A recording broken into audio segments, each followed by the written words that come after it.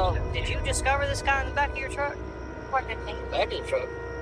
No, we were riding down the road and discovered him on the side of the road. 149 special. Oh, and picked him up? We seen what we thought was a body. Hey, Yeah. where I did. I said, hold on a minute, stop. Hey, up, there's a fucking body in that ditch. So we backed up, pulled over the side. He's kind of laying down in there. And I said, there you go. What, is he alive when you found him? I don't think so. A call for a 56-year-old male unresponsive, not breathing. Not breathing? Okay. What's the address? Samantha? 131 dispatch. Go ahead. We're out to Samantha. Un adjoint du shérif a appris qu'il y avait un corps à l'arrière d'un pick-up sur Samantha Drive. À leur arrivée, les policiers ont découvert qu'un individu avait conduit le pick-up en transportant le corps à l'arrière. Ils ont tenté d'identifier le conducteur ainsi que la victime.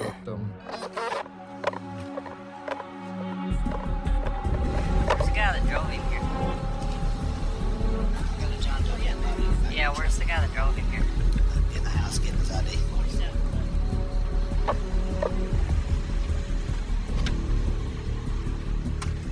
Hello, one run from you. Didn't say you were. Just coming to check on it. Here, talk to me real quick. I just got here. Is this your truck? I'll be in there. Did you drive it here? Go ahead. Nope. Un certain Dane avait appelé les secours. Il nous a dit que le conducteur avait découvert le corps sur le bord de la route et qu'il avait décidé de le ramener chez lui, sur Samantha Drive. De là, les deux hommes ont appelé les secours et une ambulance est arrivée. Le décès de la victime a été prononcé. Let me just get this straight. 8329 So y'all were driving down the road. Y'all see this guy on the side of the road. Get it come laid off in the ditch. Yeah. So y'all pick him up and put him in the back of your truck? Well, yeah, pretty much. You didn't think you should probably call the police there? Well, if I'd had a phone, I probably would have. Oh, you said you didn't have a phone? Yes, sir. No.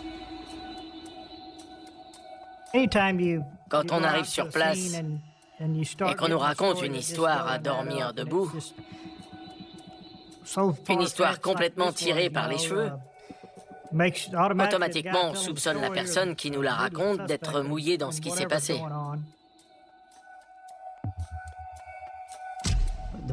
La victime était un homme d'âge moyen en léger surpoids. Sa tête et son visage étaient couverts de contusions et ses bras étaient tout égratignés. On voyait bien qu'il s'était battu. L'enquête préliminaire a permis d'identifier qu'il s'agissait de Stephen McKay, 56 ans. Il était bien connu des services de police. 131 dispatch. Go ahead. Was there a picture with this Stephen McQuay? 1040. Can you send that to me? I didn't get it. 1040.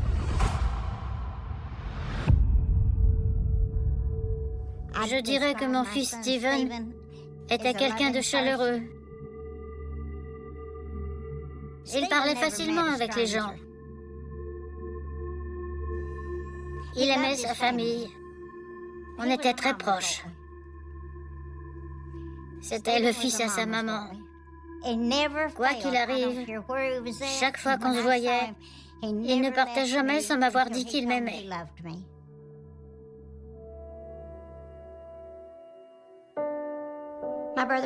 Mon frère Steven était quelqu'un de drôle. Il était très attentionné. Il adorait passer du temps avec sa famille et ses amis. On s'entendait très bien. Et quand on était plus jeune, Steven était très protecteur avec moi.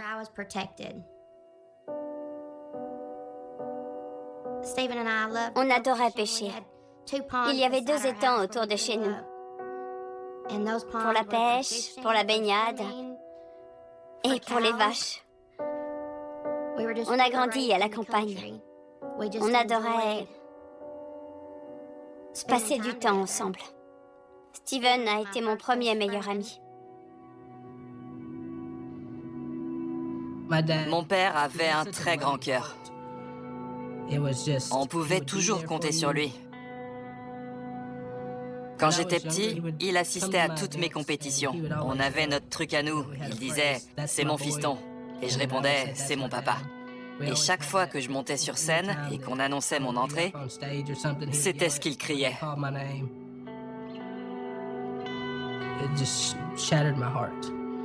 Mon cœur s'est brisé quand j'ai compris qu'il n'était plus là.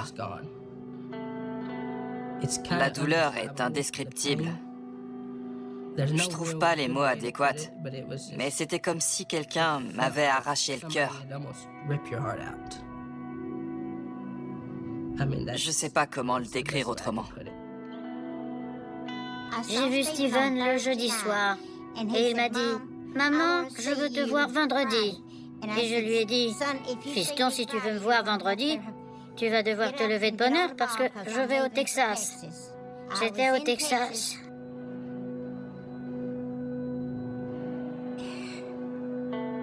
Accordez-moi une seconde. J'étais à un mariage au Texas. Quand je suis rentrée, mon petit-fils m'attendait, le fils de Steven. Quand il m'a serré dans ses bras, je lui ai dit « Ah bon? Je t'ai manqué à ce point ?» Et il s'est écroulé et il me l'a annoncé. Je n'ai jamais revu mon fils. La dernière fois que je l'ai vu, c'était jeudi soir.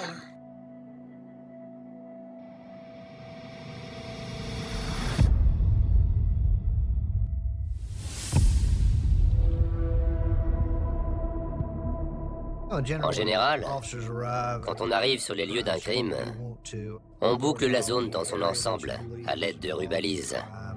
On délimite une large zone pour pouvoir enquêter et collecter suffisamment de pièces à conviction.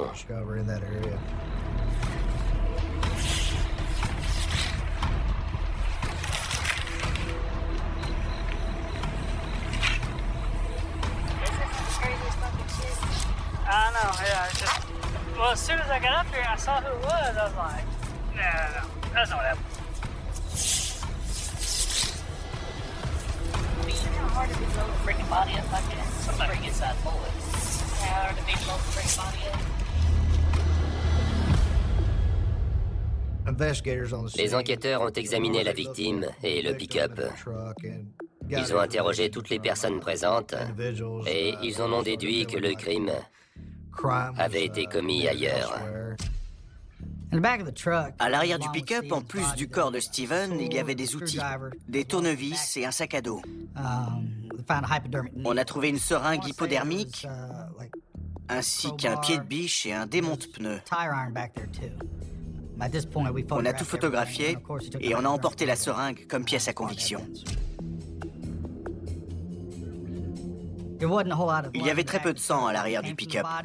Le plus gros se trouvait sur la victime. L'absence de sang à cet endroit prouvait que l'homme avait été tué ailleurs. À en croire Dane, ils avaient trouvé le corps sur le bas-côté.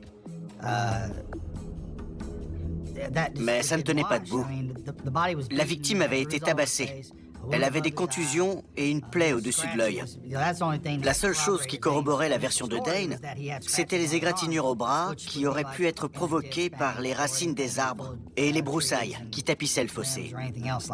Mais à ce moment-là, on ne savait pas encore où le crime avait été commis. On savait seulement que ce n'était pas sur Samantha Drive. Il fallait déterminer où la victime avait été tuée. On savait que Dane, qui avait appelé les secours, était présent, mais qu'il n'était pas seul. Il nous restait à identifier le second suspect, le conducteur et propriétaire du pick-up incriminé. Where's this other guy? I need to talk to him. He's next door. He's next door? Well, yeah, he's one on 471. I need to talk to him.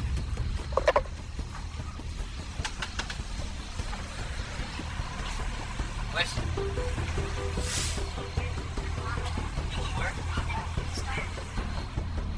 Weston wearing?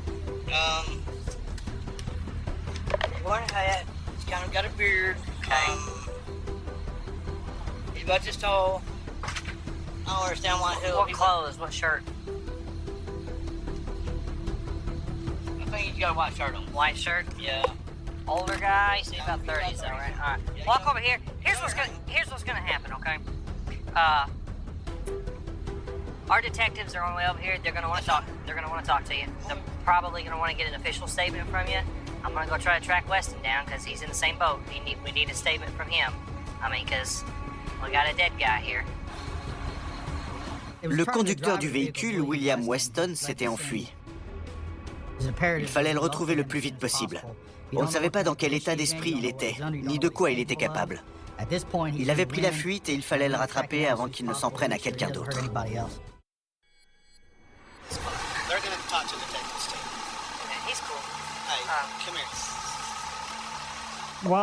Tout en cherchant le conducteur du pick-up, on a décidé d'interroger les voisins pour savoir s'ils avaient vu ou entendu quelque chose. On a envoyé des agents frapper à toutes les portes.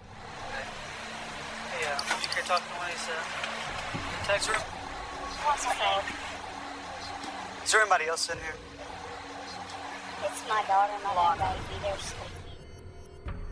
Pendant l'enquête de voisinage, on est tombé sur l'ex-compagne de Dane. I don't know. I have no idea what happened. All I know is me and my daughter and my grandbaby was in my room playing the game, and next thing you know, they come pulling up real fast, the lights flashing. Of course, I come outside and I'm like, what the hell's going on? You know what's going on? They was like, call the ambulance. I'm like, call the ambulance. I'm coming up. So I moved it, and now I'm taking the ambulance. Used my phone and went back in the house. Did they ever come in the house at all? No. No, they're not. Because we're no longer together. They're not allowed in my house. Does he stay here at all? No, not at all. Okay. How long's it been since he's stayed here? Well, we got into a big argument, and he packed his belongings, and he went to, supposedly this morning. So he was here up until today, basically. Is that? Yeah. L'ex-compagne de Dane ne voulait pas le laisser entrer chez elle. Pour résumer la situation, on avait une femme qui avait mis son compagnon à la porte et qui ne voulait plus de lui chez elle. Un cadavre dans un pick-up et des jeunes enfants dans la maison. Notre priorité était donc d'assurer la sécurité de ces personnes.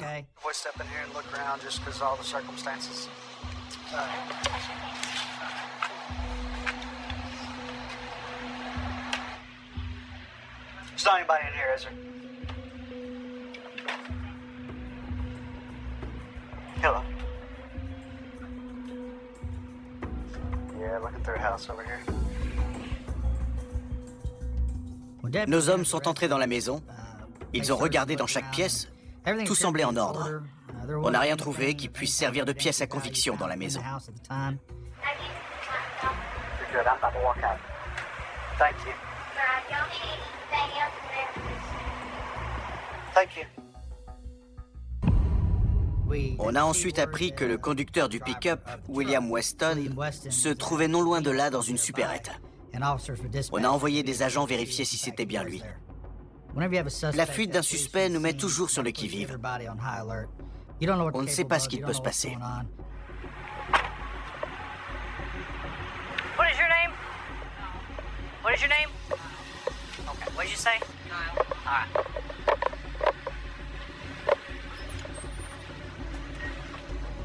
Hey, you two guys right there. What are y'all's names? Brandon D. William what? I need to talk to you. Come here. 158 dispatch. Okay.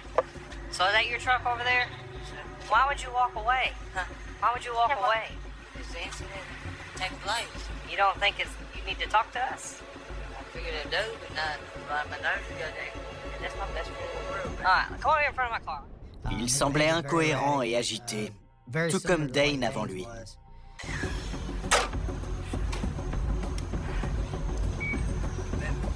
I have. I remember your face. You drive that black truck, don't you? Yeah, that's where I know you from. You still driving that same truck? Not the black one. Yeah, that white one now. Let's get a primer hood. I got you. Primer fender. Let's go. I ain't from Gilliam. I've been trying to go to Gilliam actually on. Yeah. So maybe I'm gonna stick it up and look up. But I like it. Like I said. I can't complain about that. Il n'avait pas l'air trop inquiet pour quelqu'un qui trimballait son soi-disant meilleur ami mort à l'arrière de son pick-up, garé à quelques centaines de mètres de là. You got some blood right here. How'd you get blood on your face? Probably holding in. All right, real quick, I'm gonna patch you down just make sure you don't have any weapons on you, okay? I want you to stick your hands right here for me. You care if I go through your pockets? Okay.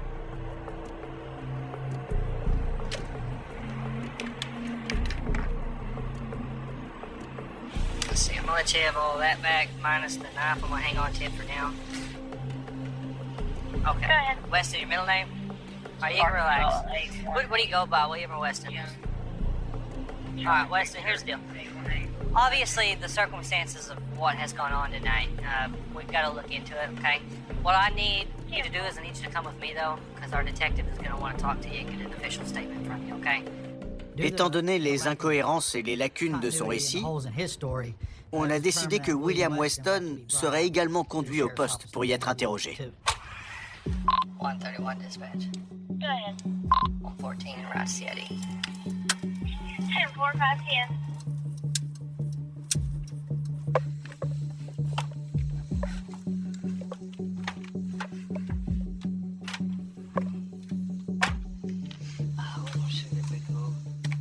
Do what?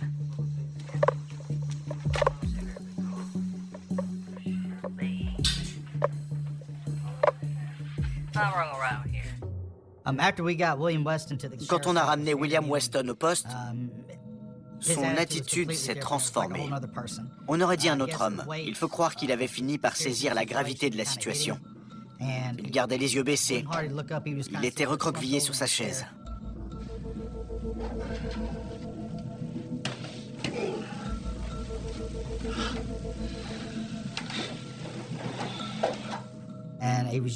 Il avait l'air abattu. It's not what it's saying. Do it. They're gonna try to charge me with something that I didn't do, man. I did not do it. But I didn't kill Steve, man. I didn't kill him. You say somebody else did?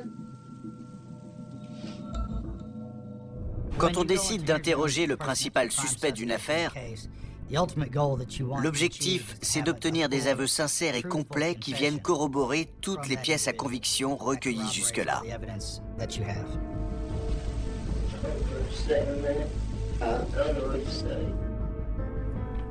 L'interrogatoire peut prendre plusieurs directions. Le suspect peut décider de tout avouer sur le champ.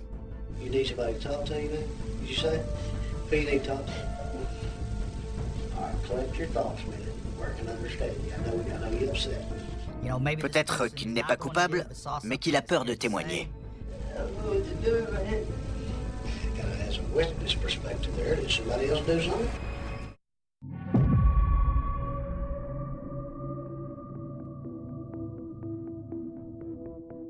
Quand on décide d'interroger le principal suspect d'une affaire, et qu'il réclame la présence d'un avocat, l'interrogatoire s'arrête là.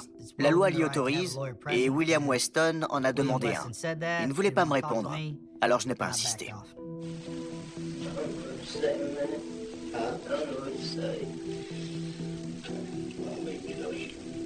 You said you wanted a lawyer, so I can't ask you any questions. I mean, if you want to tell me something you want me to hear, and you don't mind doing it in front of a lawyer, it's entirely up to you. I told you that.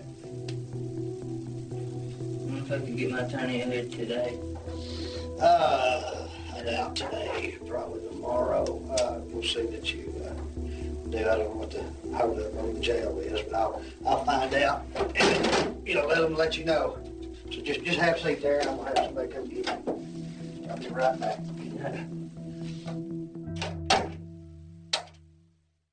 J'étais déçu. Pour les aveux, c'était fichu. Ils ne parleraient pas. On allait devoir se contenter des divers témoignages et des pièces à conviction pour comprendre ce qu'il s'était passé. Les résultats de l'autopsie faisaient état de coups violents reçus à la tête et à l'abdomen. De plus, Steven souffrait d'une tumeur thoracique qui avait éclaté sous la force des coups. D'après le rapport toxicologique, une forte dose de méthamphétamine était présente dans son organisme au moment du décès. C'était bien un homicide, mais c'est l'éclatement de la tumeur cancéreuse présente sur son foie qui a provoqué la mort.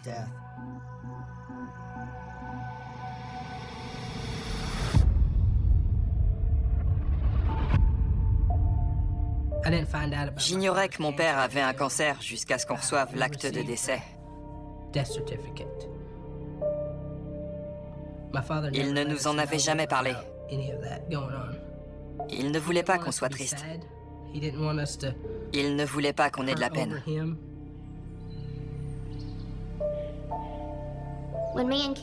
Quand Kevin et moi avons préparé la célébration en son honneur, on a choisi un parc national proche de là où on avait grandi. Steven adorait pêcher. Alors, on a fait en sorte que si quelqu'un avait envie de pêcher, il puisse apporter son matériel. Il y avait 75 personnes à ses funérailles. Il aurait été content de voir qu'autant de monde était venu lui dire au revoir.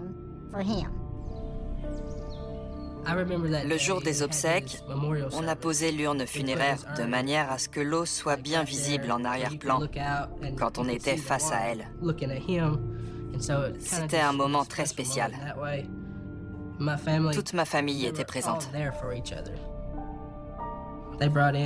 Les gens avaient apporté à manger. C'était un peu comme une grosse réunion de famille.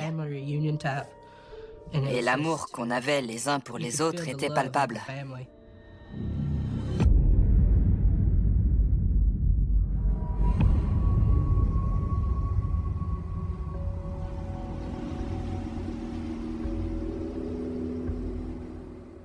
À ce stade, William Weston refusait de parler. Il avait pris un avocat. Je me suis dit qu'il valait mieux interroger Dane, la seule autre personne présente au moment des faits. Je l'ai fait venir au poste et il m'a raconté tout ce qu'il s'était passé ce soir-là.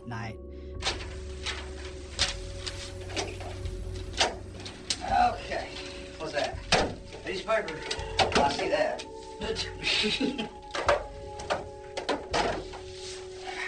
We got that picture. Probably to help me fill this hour debt. Okay.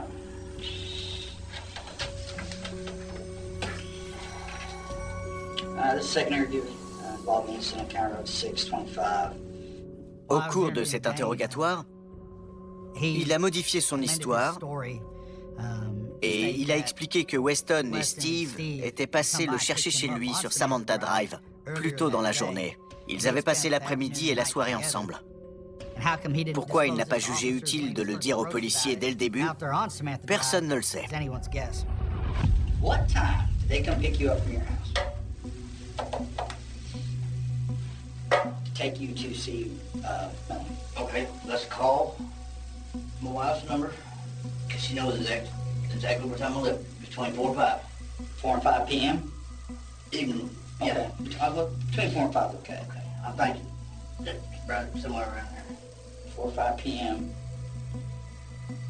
Okay, what happened then? We stopped at this lady's house.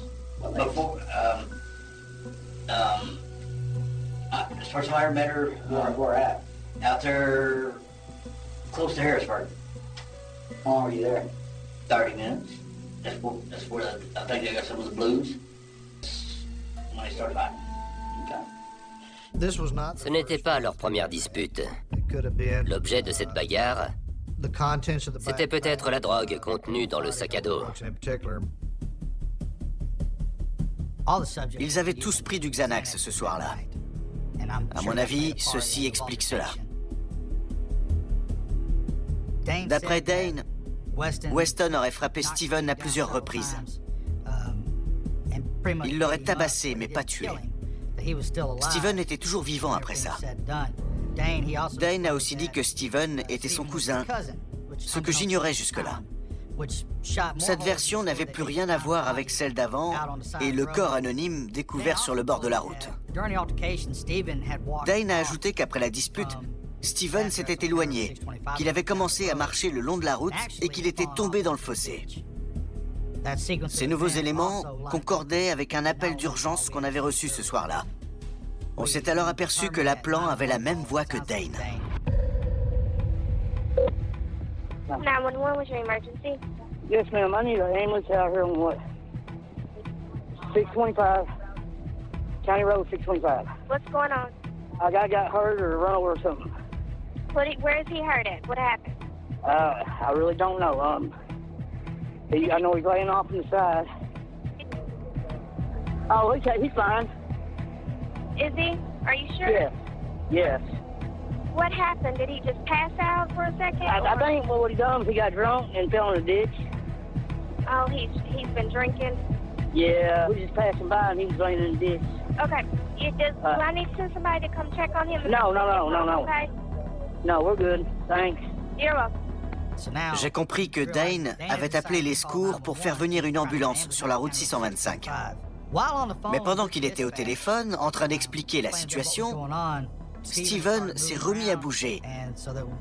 Et Dane s'est dit que puisqu'il allait bien, l'ambulance était inutile.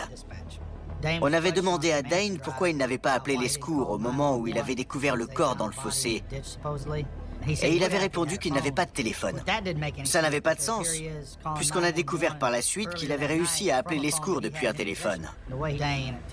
La première version que Dane avait donnée à nos hommes ne tenait pas la route. C'était du flan. Notre enquête a pu établir qu'après avoir récupéré les comprimés de Xanax, les trois hommes sont allés chez un ami sur la route 625. Quand Dane a appelé les secours ce soir-là, il l'a fait depuis une adresse sur cette route. Les policiers ont contacté l'une des résidentes, une amie de Steven, Bess. Elle a accepté de nous parler.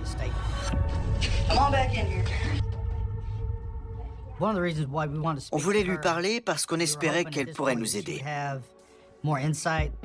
Peut-être qu'elle avait vu ou entendu quelque chose et qu'elle pourrait nous expliquer ce qu'il s'était passé exactement entre Weston et Steven. You're adamant that you didn't see any actual fight, you just saw the one punch.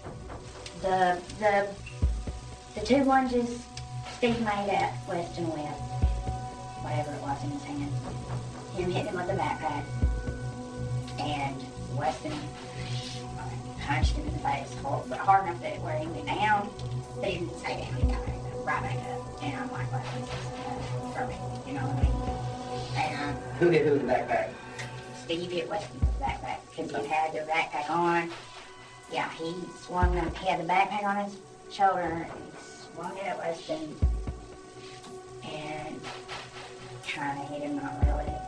But that happened, and then it was a good 2 minutes before I saw Steve with the stabbing type. Were you outside the whole time? Yeah, maybe 5 minutes this time, long enough to smoke a cigarette. Okay, after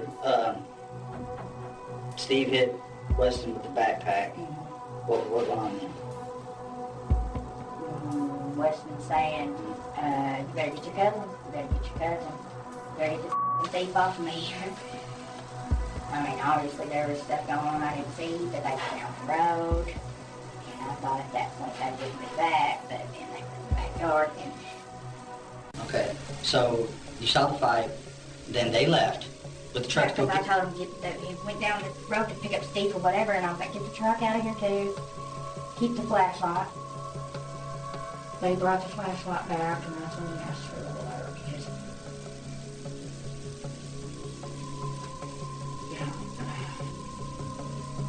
Okay. And then I brought him the water out. I came back in the house. Hang on, stop. Okay. 45 minutes after Billy came in, you saw the fight. Stephen left, and you told Weston to go get him and go. Yeah, I said, they were already, the truck was still in the yard running. And they were, with the flashlight, going down the road, down to where he looked. I said, just take the truck down there and get it out of the yard and go. Okay, so from the time that Billy saw them to them was about 45 minutes. Okay, what happened after that? Well, they pulled down the road. I thought they was gone. Right. They would leave. And, yeah, it was maybe an hour, maybe right at 45, from 45 minutes to an hour and 15 minutes between the time that I told them to get the hell out of here to they were gone again. You know what I mean? The whole, in that time frame, I went back in the house and the dogs let me know that there was somebody in the backyard. And that was probably an hour, 45 minutes, an hour, 15 minutes later that the dogs let you know somebody was in the backyard? Mm-hmm. Je lui ai demandé si un voisin avait vu quelque chose.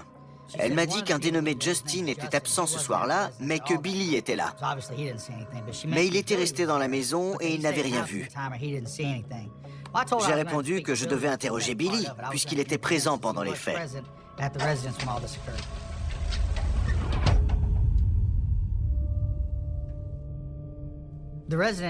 La maison dans laquelle Bess et Billy habitent est connue de nos services. C'est un haut lieu du trafic de drogue local et un laboratoire de meth. Les policiers qui se sont rendus sur place ont pris toutes les précautions nécessaires. Billy était connu de nos services. Et il se trouve qu'on avait un mandat à son nom, ce qui nous a mis en alerte.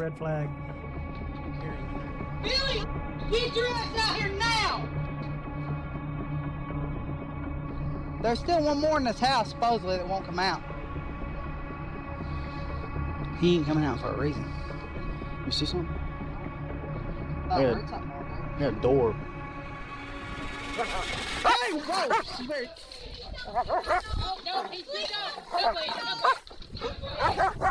Hands up! All the way, keep them up. All the way out. All the way out.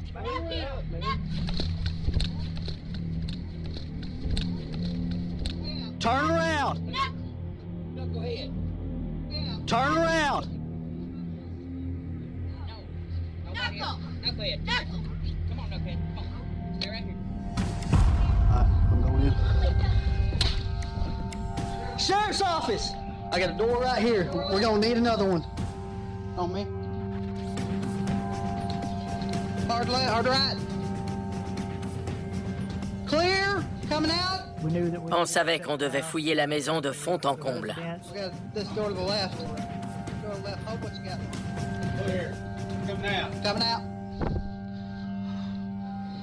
Pour notre propre sécurité.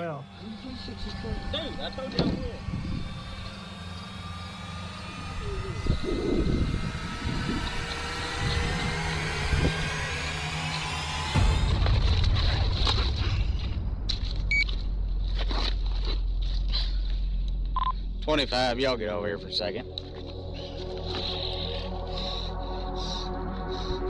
Wake up, dude. We just fell out on me.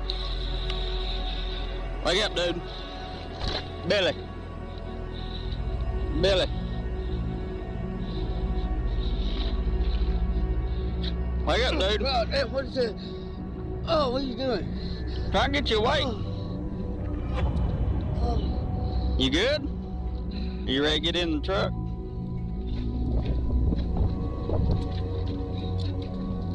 It's gonna happen again, man. I just hear. We'll sit down before it happens again. Il arrive souvent que les gens qui ont potentiellement été témoins d'un crime fassent semblant de se sentir mal pour ne pas être emmenés au poste. Mais 5 minutes après, ils sont miraculeusement remis sur pied. Billy était un expert à ce jeu.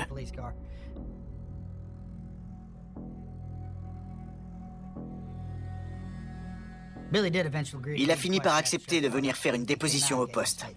This interview with Billy reference incident occurred on Camera 615 involving Weston Moon and Stephen McQuay. Do you know either one of those guys? I know both of them. I mean, I went to school with Weston. He's younger than me, but I went to school with Weston. Steve met through other folks with different pay. I don't really know Steve. I know who he is. I ain't there last night. I went outside to smoke a cigarette.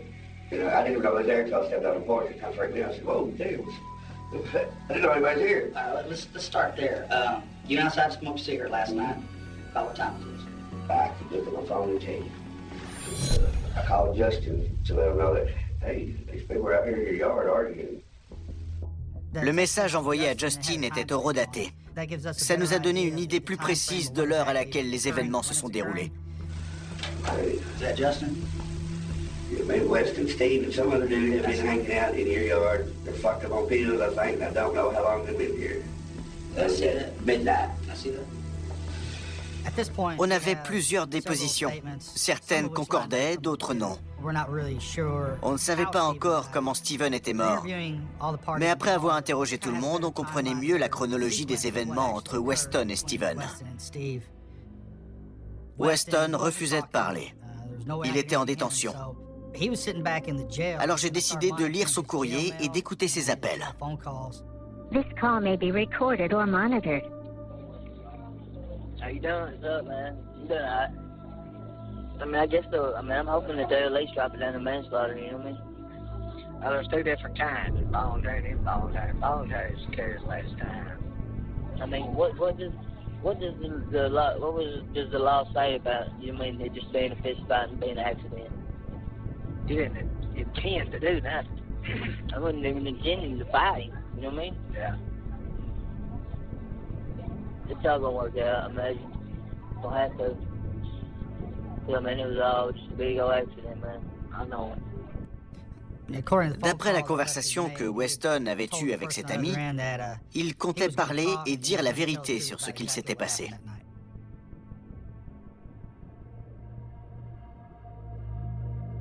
What does the law say about, you mean, it just being a fist fight and being an accident?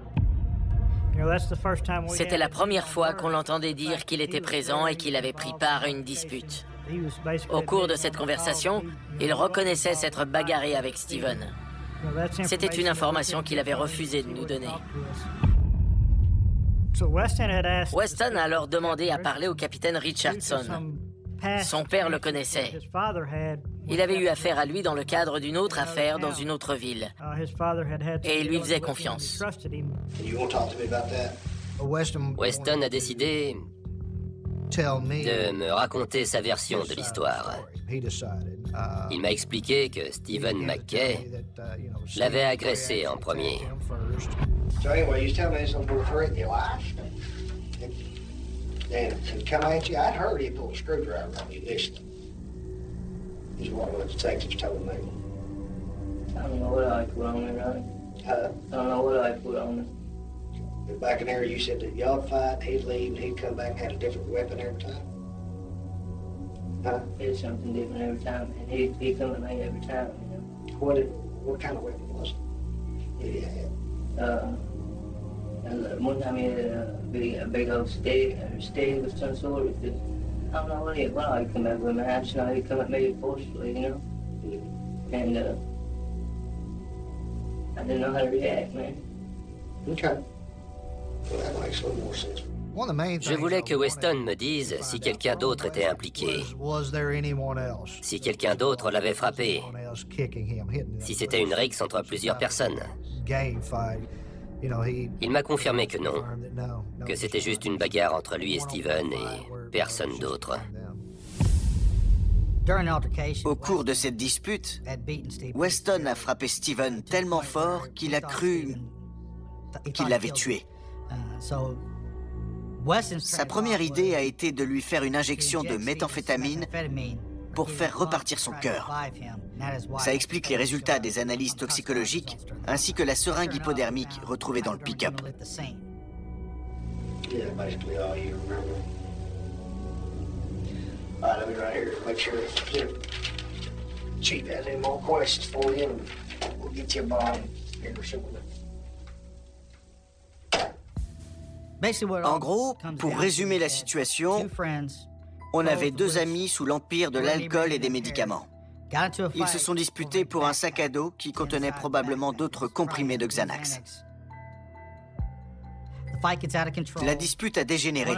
L'un a frappé l'autre violemment à la tête et à l'estomac, ce qui a fait éclater sa tumeur au foie. Et ça l'a tué. L'autre a voulu le réanimer avec une piqûre de méthamphétamine, mais ça n'a pas marché.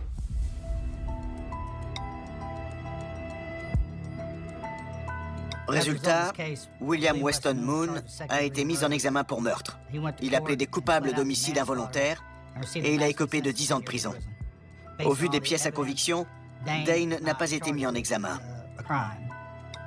Je n'aurais jamais cru que Steven finirait comme ça. Il n'avait jamais commis de violence et je ne connaissais personne qui lui voulait du mal. C'est triste, je le connaissais depuis 20 ans. Jamais un mot plus haut que l'autre. Jamais aucun problème avec lui. C'était une fin totalement inattendue. Steven et Weston étaient comme des frères. Quand on aime quelqu'un... J'aime tous mes cousins, d'accord? Son cousin était là. Pourquoi il n'a pas appelé les secours? Steven n'aurait pas voulu que Weston finisse en prison.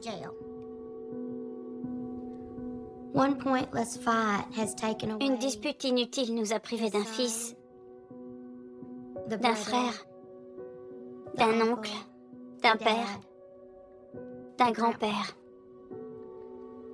Quand Kevin aura des enfants, ils ne connaîtront jamais Steven. Ils n'auront que des histoires de lui. Chicago Dortmund. Cette nuit-là, la chaleur s'est posée sur la ville comme un couvercle, une chaleur d'être lourde. Immobile, qui collait aux façades de briques, aux rebords des fenêtres, aux straps trop fins et aux peaux fatigues. Même après minuit, l'air semble ne plus circuler. Il reste suspendu dans les rues, dans les cages d'escalier. Dans les chambres étroites des immeubles où l'on essaie de trouver le sommeil en retournant l'oreille, en entr'ouvrant une fenêtre. En écoutant les bruits du quartier comme on écoute une respiration étrangère derrière une porte, dans le sud de Chicago. Les lampadaires dessinent des îlots de lumière jaunes sur le bitume, un moteur passe au loin. Puis s'éteint, quelqu'un rit encore dans la rue avant de disparaître au coin d'une patte de maison. Un chien aboie une fois, sans insister. Et puis il y a ce silence très particulier des nuits urbaines, si silence qui n'est jamais complet. Jamais peur, mais qui finit quand même par envelopper tout le reste. On croit qu'il protège, on croit qu'il tient les choses à distance. On croit qu'entre quatre murs, derrière une porte fermée. Dans une maison occupée par de jeunes femmes qui vivent ensemble, étudiant ensemble, vivant ensemble, le monde extérieur doit forcément s'arrêter sur le seuil. C'est cette croyance-là qui va voler en éclats, et c'est peut-être celle-là. Place encore que le reste, qui a bouleversé l'Amérique entière lorsque le jour s'est levé sur ces massacres. L'idée atroce que le danger n'avait pas attendu une ruelle sombre, ni un terrain vague. Ni l'ombre d'un parking désert, il était entré dans une maison. Il avait marché dans un couloir. Il s'était approché des lits où l'on dormait. Il avait trouvé des jeunes femmes chez elles, à l'endroit exact où elles pensaient être le plus à l'abri. La maison se dressait comme beaucoup d'autres dans ces quartiers de Chicago, sans rien d'ostentatoire. Sans rien qui annonce la tragédie. Un bâtiment ordinaire? Un de ces lieux qu'on regarde sans vraiment les voir, parce que leur banalité rassure. Des briques, des marches, des fenêtres dont certaines laissaient infiltrer une lumière tardive, signe que la journée n'était pas tout à fait finie pour tout le monde. À l'intérieur vivaient des étudiantes infirmières, des jeunes femmes engagées dans une formation exigeante. Déjà tournées vers les autres, vers le soin. Vers cette discipline qui demande de tenir debout lorsque d'autres vacillent. Elles n'étaient pas des silhouettes abstraites dans un fait divers. Elles avaient des habitudes, des voix. Des projets pour l'automne, des chaussures lacées à côté d'un lit, des lettres requises de leur famille, des peignes sur une commode, des blouses repassées pour le lendemain, des plaisanteries répétées 1000 fois dans la cuisine. Dans une maison comme celle-là, on partage plus que des mœurs. On partage des horaires, des inquiétudes, des repas pris à la hâte, des confidences fatigues à la fin d'un service, des silences aussi. On entend les pas des autres dans le couloir. Le robinet coin fermé mal, la porte de salle de bain qui claque. La voix de celle qui demande si quelqu'un a vu son manuel, la vie circule en permanence. Une vie simple, modeste. Groupie, une vie de transition entre la jeunesse qui s'éloigne de l'âge adulte qui réclame déjà sa part de sérieux. Rien, d'ansi décor, ne prépare l'esprit à la brutalité d'une éruption. Rien. Dans l'image de ces chambres occupées par des étudiantes, ne laisse imaginer qu'en quelques heures, ce lieu deviendra l'une des scènes criminelles les plus effroyables de l'histoire américaine. Si qui s'est passé dans la nuit du 13 juillet 1966 n'a pas seulement arraché 8 vies, cela a contaminé quelque chose de plus vaste, de plus diffus, de plus intime. La confiance domestique, la sensation primitive qu'une maison se parle de danse du dehors. Quel filtre le monde, quel donne le droit de baisser la garde. Après cette nuit-là, beaucoup ont regardé autrement leur serrure. Leur entrée, l'obscurité d'un palier. Beaucoup ont compris que l'horreur ne prend pas toujours l'apparence d'un monstre surgissant dans un décor spectaculaire. Parfois, elle monte simplement un escalier. Parfois, elle pousse une portée. Parfois, elle demande presque la permission d'entrer avant de tout profaner. C'est aussi que la rend l'affaire Richard Speck si persistante dans la mémoire collective. Non pas seulement la somme de violence qu'elle contient, mais son cadre, sa proximité, son caractère étouffant. Une maison fermée, une chaleur dette. Des jeunes femmes prises au piège dans un espace trop étroit pour fuir, trop familier pour sembler menaçant avant qu'il ne soit trop tard. Et puis, au centre de ces drames, une présence en creux, presque irréelle tant elle paraît tenir du miracle et du cauchemar en même temps. Une survivante, une neuvième étudiante, une jeune femme qui a vécu 16 heures tapie dans une cachette improvisée, retenant sa respiration tandis que la mort circulait à quelques mètres d'elle. On imagine souvent les survivants comme des êtres immédiatement séparés du commun des mortels par une forme d'héroïsme clair, net, presque lisible, mais la survie réelle n'a rien d'élégant. Elle tient à des décisions instinctives, à une immobilité douloureuse, à la terreur animale de faire le moindre bruit, à cette discipline absolue du corps qui accepte l'inconfort. Les crampes, les vertiges, l'envie de crier, simplement pour rester en vie quelques minutes de plus. Cette jeune femme n'a pas survécu dans la lumière, elle a survécu dans la poussière. Dans le noir, dans l'écoute forcée. Elle a survécu en devenant silence, et si silence. Plus tard, deviendrait parole.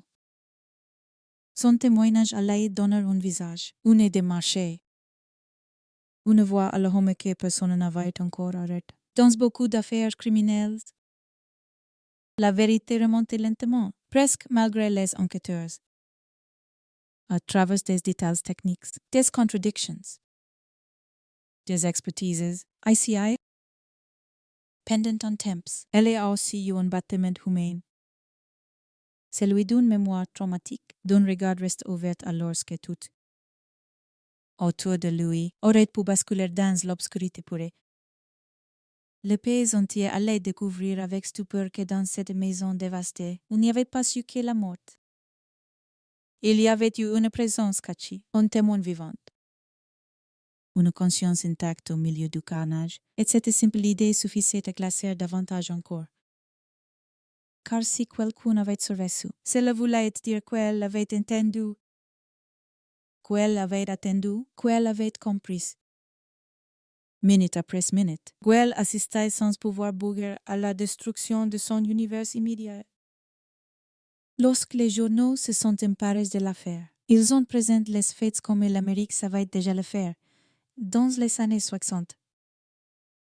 Avec exagération, avec sensationnalisme parfois, mais aussi avec un trouble très profond qui allait bien au-delà de la seule curiosité morbide. Le crime de masse n'était pas un concept neuf, mais que lui portait une signature émotionnelle particulière. Il touchait des jeunes femmes blanches, étudiantes, promises à une profession associée aux soins, à la douceur, à la compétence.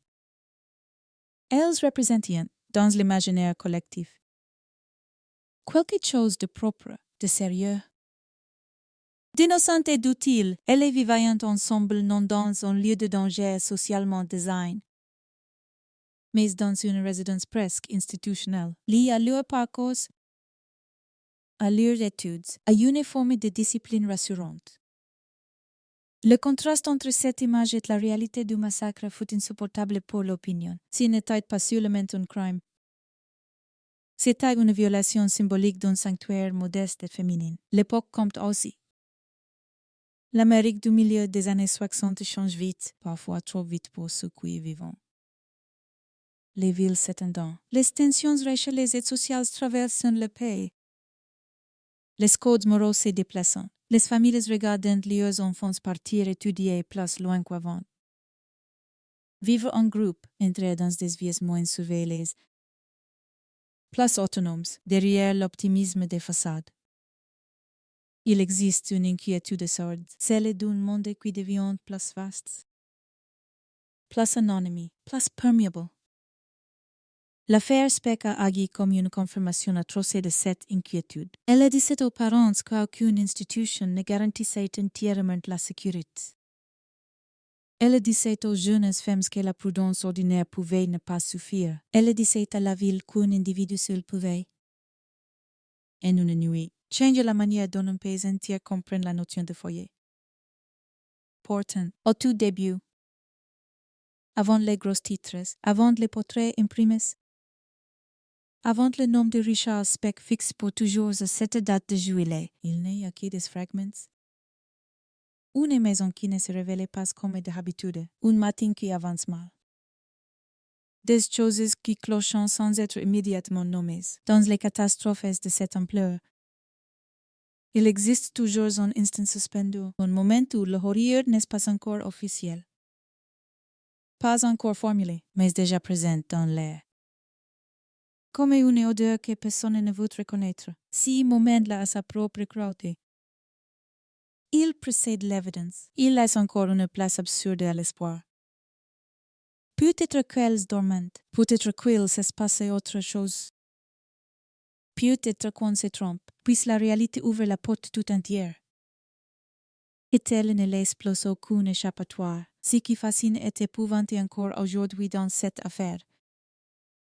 C'est la coexistence brutale de deux temporalités, d'un code. La nuit elle-même, dense, confinée, presque interminable pour celles qui l'ont traversée ou n'ont pas réchappé. De l'autre, l'après, qui se met à courir, police, presse, rumors, identifications, portraits, bataille nationale, pure collective. Comme si le crime, comprime dans quelques heures, avait ensuite déversé sur le monde une onde de choc impossible à contenir, le nom du tueur a fini par être connu. Son visage reproduit, son parcours reconstitué. On a parlé de sa dérive, de son errance, de son alcool, de son agitation, des SES antécédents de cette violence flottante qui, chez certains hommes, semble précéder l'acte comme une ombre les précède au soleil couchant. Mais un homme ne puisse jamais une affaire, un visage arrête n'annule pas la nuit. Il n'annule pas l'instant où une poignée tourne. Il n'annule pas les pensées des jeunes femmes avant de s'endormir. Leurs gestes ordinaires de la soirée, leurs conversations peut-être triviales, leurs projets minuscules pour le lendemain, c'est là que commence vraiment l'horreur. Dans la proximité avec l'ordinaire, elles n'étaient pas au bord d'un destin romanesque. Elles vivaient une vie banale. Elles étaient fatiguées. Sans doute, certaines avaient pu être laissées traîner une tasse dans la cuisine en se promettant de la laver le matin. L'une avait peut-être souri en laissant une mot venue de chez elle. Une autre avait peut-être remis une couverture sur ses jambes avant d'éteindre. Les grandes tragédies frappant souvent des gens occupés à de petites choses, ceci de telles à qui les rendent insupportables. Et puis il y a l'homme lui-même, avant même qu'on ne sache tout de lui. Une silhouette intruse, un visage aperçu dans la peau. Un corps déplacé dans des pièces où il n'avait rien à faire. L'intrusion criminelle a quelque chose d'obscènement théâtral.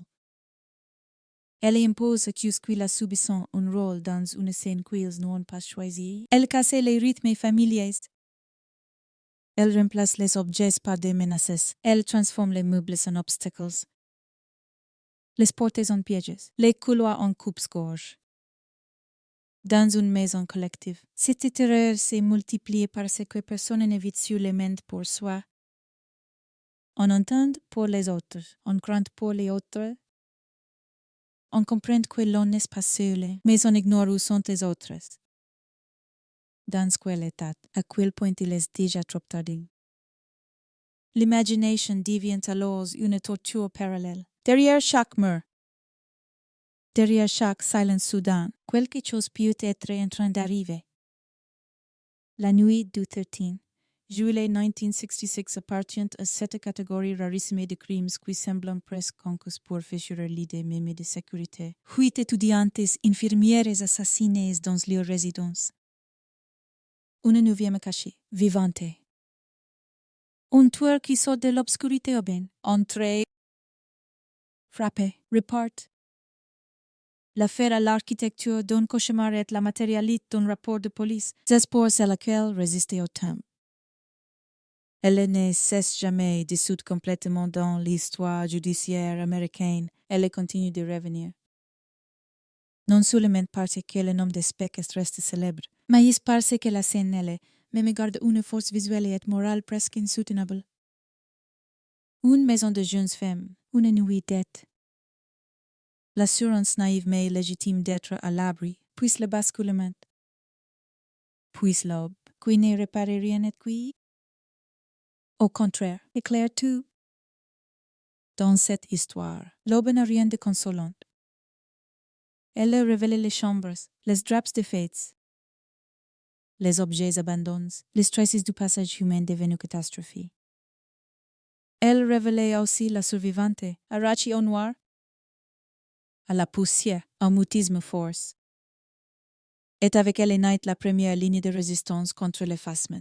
Raconter. Decrier, identifier. À partir de là, le homme qui a cru ne laisser derrière lui qu'une maison brisée commence déjà à importer avec lui les éléments de sa chute. Mais avant l'enquête, avant les tatouages reconnus, avant l'arrestation, avant le procès, il faut rester dans cette nuit au seuil de cette maison. Dans cette chaleur épaisse de juillet, regarder en fait si que tant d'affaires criminelles cherchant à contourner sous les formules toutes faites. Le moment exact où l'ordinaire cesse de protéger, c'est là. Dans cet intervalle minuscule entre la routine et l'effroi, que commence vraiment le massacre des étudiantes infirmières de Chicago.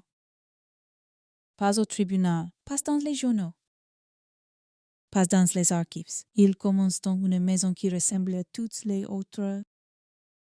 Au moment où elle cesse brutalement d'être un foyer pour devenir un piège, et rien. Une fois cette frontière franchie, ne sera plus jamais tout à fait intact. Ni pour celles qui s'y trouvaient, ni pour ceux qui ont découvert ce qui s'y était passé, ni pour un pays qui a compris, au révèle, que même les lieux les plus simples pouvaient contenir l'impensable. À première vue, rien ne distingue vraiment cette maison des autres. Elle ne porte pas sur sa façade l'annonce du drame à venir. Elle n'a ni l'allure inquiétante des lieux déjà condamnés par les rumeurs ni la noirceur symbolique que l'on prête. Après coupe. au décor des tragédies. Elle est simplement là, enracinée dans un quartier de Chicago comme tant d'autres bâtiments de briques, avec son escalier, ses fenêtres, sa porte d'entrée qui a dû voir passer des étudiantes pressées, des sacs de course, des livres serrés contre la poitrine, des manteaux mouillés les jours de pluie, des petits paquets de provisions, des rires étouffés quand on rentre tard et qu'on essaie de ne pas révéler les autres, avant d'être une scène de crime.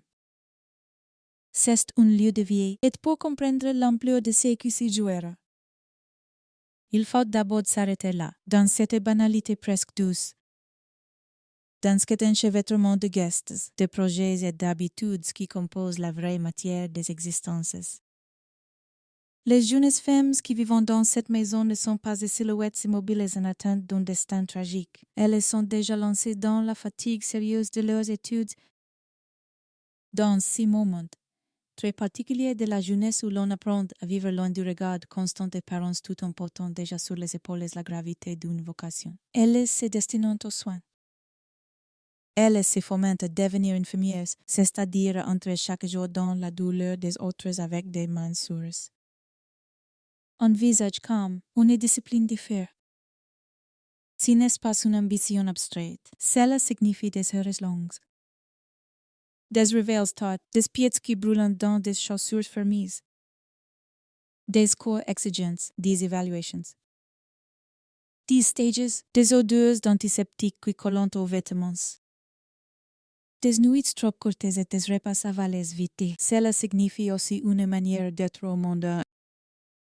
On apprend à observer, à rassurer, à tenir sa voix quand quelqu'un vacille. On apprend à ne pas se laisser submerger par le sang. La pure, la plante, la mort parfois. Beaucoup de ces jeunes femmes n'ont pas choisi cette voie au hasard. Derrière leur décision, il y a souvent une idée ancienne de l'utilité, du service, du courage discreet. Il y a parfois une mère admirée, une médecine rencontre, une maladie dans la famille, un désir très simple de faire un métier qui compte vraiment. Dans les années 60, cela portait encore une charge morale très forte. Être étudiante infirmière, ce n'est pas seulement se former, c'est déjà incarner une promesse de sérieux, de respectabilité, de compétence et de dévouement pour leurs familles. Ces jeunes femmes représentent souvent une fierté immense, elles sont parties étudier. Elles travaillent dur, elles avancent vers une profession considérée comme noble, stable, digne. On les imagine dans des couloirs d'hôpital, droits, nets, appliqués, avec cette fatigue propre aux métiers du soin, une fatigue qui épuise mais qui donne aussi le sentiment d'avoir servi à quelque chose. Cette maison qui les accueille n'est donc pas un simple logement, elle est une extension de care engagement. Elle est un entre-deux entre l'institution et l'intime, entre la vie collective et l'apprentissage de l'autonomie. On y trouve sans doute des règles implicites, peut-être des horaires, une certaine tenue, un ordre minimal. Mais on y trouve aussi tout ce qu'aucun règlement n'écrit jamais, les complicités de couloir, les confidences du soir, les petites rivalités sans importance, les affections très fortes qui naissent de la fatigue partagée, vivent ensemble dans 6 conditions qui ont un tissu humain particulier. On se voit au réveil sans apprêt, les yeux encore marqués par la nuit. On se croise en robe de chambre, on s'est prêté une brosse, un savon, un manuel. Quelques épices, un peu de rouge à lèvres avant de sortir. On entend l'autre pleurer derrière, une porte lancée s'il faut frapper ou laisser faire. On connaît les pas de chacune dans l'escalier. La manière dont l'une ferme trop fort un placard, dont les autres fredonnent sans y penser en préparant du café. Cette proximité ordinaire donne à la maison une chaleur qui n'a rien à voir avec le confort luxueux. C'est une chaleur humaine. Faite douceur, de patience, de répétition dans une ville aussi grande que Chicago. où l'anonymat peut avaler les 15 très vite. Cette maison est probablement pour elles un réfugié modeste mais réel. Un endroit où l'on revient après les exigences du jour, où l'on peut enfin enlever le masque d'efficacité. S'asseoir au bord d'un lit, masser ses tempes.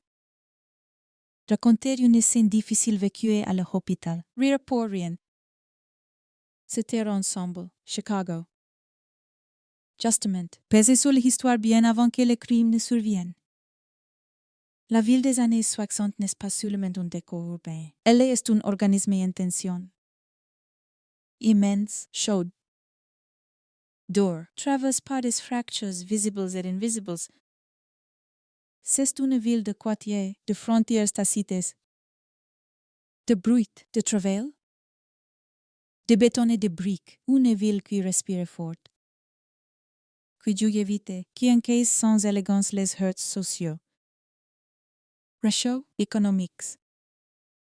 Le lac adoucit parfois l'air, mais il ne calme pas les nerfs d'une métropole où tout semble se croiser sans jamais s'effondrer.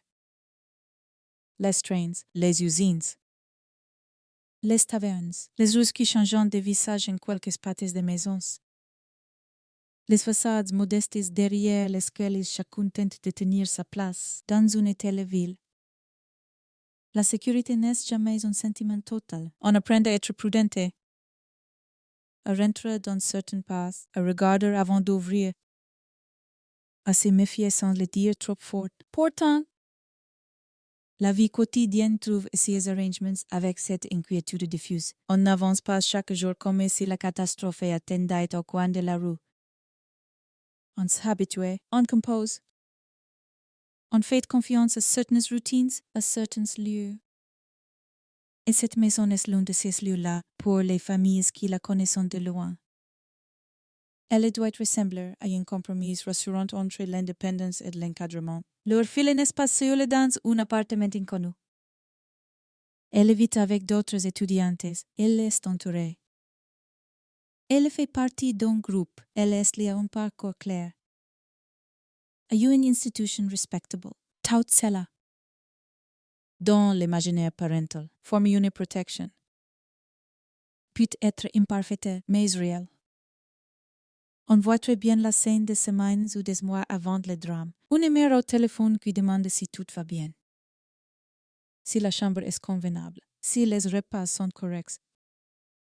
Si les autres filles sont gentilles. Une fille qui répond vite. Parce qu'elle a encore des choses à faire, mais qui rassure.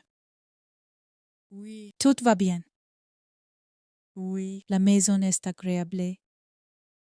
Oui. Il y a toujours quelqu'un. Oui. Ne t'inquiète pas. Ce ne sont pas des mensonges. C'est même précisément ce qui rend la suite insoutenable. Le sentiment de sécurité n'était pas totalement naïf. Il s'appuyait sur des éléments concrets. Une maison habitée, partagée. Connue, des étudiantes regroupées. Une routine stable, des vies cadrées. Et c'est cette base même qui sera dévastée, avant la nuit du 13 juillet 1966. Les jours ont sans doute l'allure de tous les étudiants. La chaleur qui s'installe dans les chambres en fin d'après-midi. Les fenêtres entrouvertes, le ventilateur qui brasse plus de bruit que d'air. Les rideaux qui ne bougent presque pas, les odeurs mêlées de lessive. De poudre, de savon et de cuisine légère. Sur une table, des livres ouverts. Dans une chambre, une valise peut être à moitié vidée. Dans une autre, une photo de famille coincée dans le cadre du miroir. Les étudiantes ont des tempéraments différents. Certaines sont probablement plus sociables. D'autres plus réservées, l'une parle vite. Rit fort, racontez tout. Une autre écoute davantage qu'elle ne parle. Une troisième écrit peut-être souvent à ses parents ou à son fiancé. Une autre pense déjà à la suite. Aux examens. Au poste qu'elle espérait décrocher. À la ville où elle voudrait vivre plus tard. Si sont de jeunes femmes en mouvement intérieur, pas seulement des victimes futures. Elles ont des goûts, des peurs. des maladresses, des routines de beauté, des chansons qu'elles aiment, des irritations passagères, des joies minuscules, elles existent pleinement. Et c'est pour que la qu'une bonne réussite ne peut pas les laisser se dissoudre dans les chiffres 8. C'est le nombre du massacre, mais avant d'être un nombre. Chacune est un monde complet, le contexte. C'est aussi qu'elle rendrait à la maison sa densité humaine avant qu'elle ne soit écrasée par l'événement. Dans ce genre de résidence, les soirées ont leur tempo propre. Le retour progressif des unes et des autres. Une salle de bain occupée trop longtemps. Une serviette oubliée. Une appellance dans le couloir. Le bruit d'une chaise comptire. Des conversations qui commencent à plusieurs et finissent à 2. Le simple fait d'être nombreuses sous le même toit crée une impression de vie continue, même quand on est seul dans sa chambre. On ne laisse jamais complètement. Il y a toujours quelqu'un derrière un mur. Au rez-de-chaussée, dans l'escalier, dans la cuisine, cette présence diffuse devient un filet psychologique. Elle réduit la sensation d'isolement. Elle donne l'idée qu'en cas de problème, il suffirait d'appeler, qu'il y aurait des témoins, des secours immédiats, une solidarité naturelle. La maison protégée autant par sa structure que par cette pluralité de vies en elle. C'est justement pourquoi un homme est capable d'y entrer et d'imposer sa volonté pendante des heures ne commet pas seulement une série de meurtres. Il détruit un système entier de confiance collective. Il transforme le groupe en vulnérabilité. Il retourne le nombre contre celles qu'il devrait protéger, mais avant d'en arriver là, il faut sentir à quel point cette maison est pensée, vécue. Ressentir comme un lieu de transition vers l'avenir, car ces jeunes femmes ne vivent pas dans le provisoire de sorte d'une existence flottante. Elles sont en train de se construire, leurs études les projettent vers un futur lisible. On peut presque voir, dans les conversations du soir, les contours de ce futur. L'une se demande si elle tiendra le rythme du service de nuit. Une autre se dit qu'elle voudrait travailler avec des enfants. Une autre encore redoute certaines situations médicales et se demande si elle deviendra assez solide. On parle de stages, de supérieurs, d'erreurs à ne pas commettre, de patientes attachantes, d'infirmières plus agiles qu'on admire ou qu'on craint. On parlait aussi de choses beaucoup plus simples. D'un rendez-vous, d'une robe, d'un film, d'une coiffure. D'un projet pour le week-end, ce mélange de gravité professionnelle et de jeunesse ordinaire crée une lumière particulière autour d'elles. Elles ne sont plus des adolescentes, pas encore tout à fait les femmes installées qu'elles deviendront peut-être. Elles sont dans ce passage où l'on tient déjà beaucoup debout, tout en gardant encore des fragilités très vives.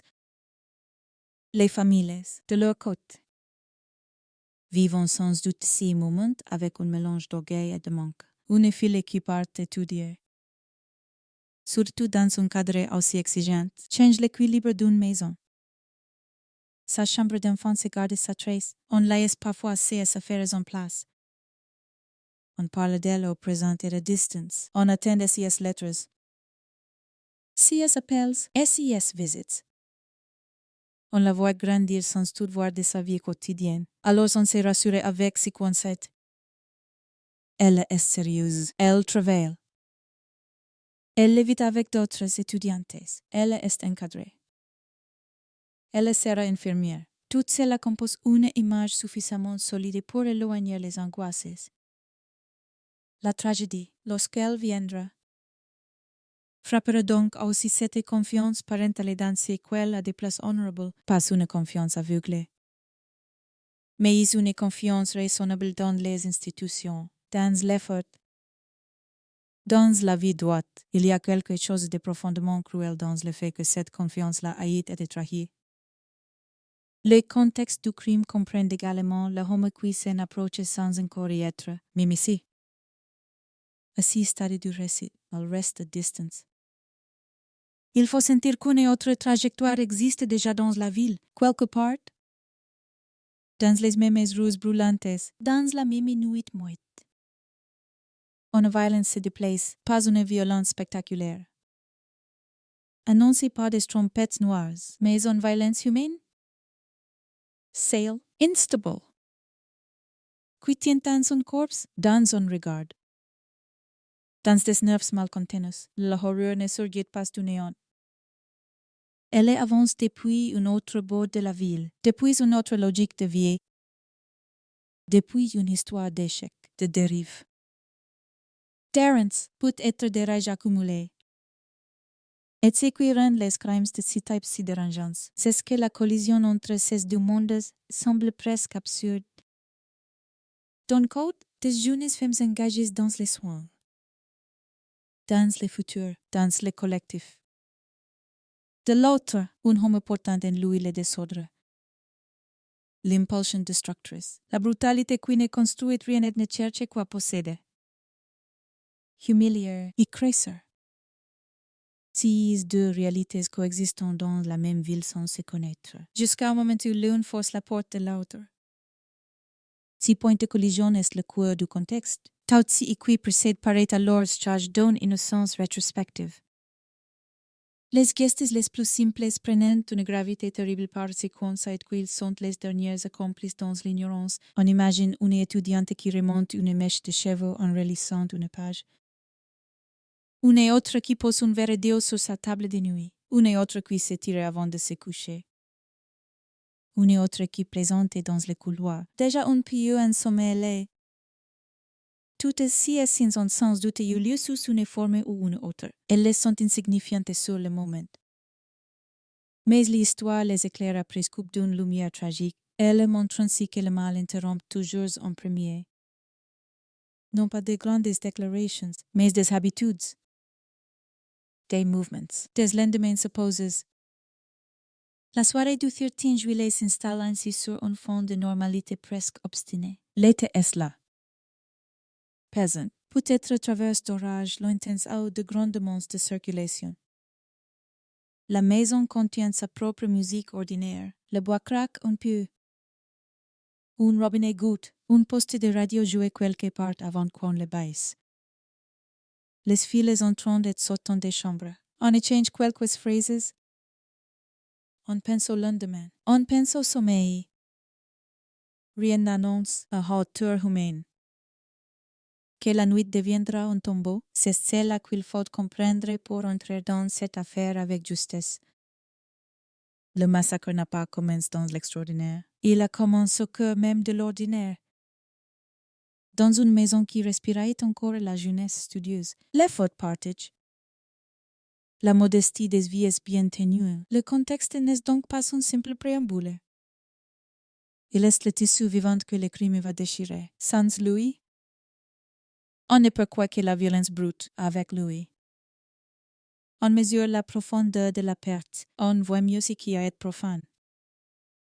Non seulement des corps, non seulement des destins, mais une atmosphère, une confiance, un avenir collectif presque tangible, ce soir-là. À Chicago, dans cette maison de jeunes étudiantes infirmières. Tout ce qui constituait le monde, les murs familiers, les voix connues.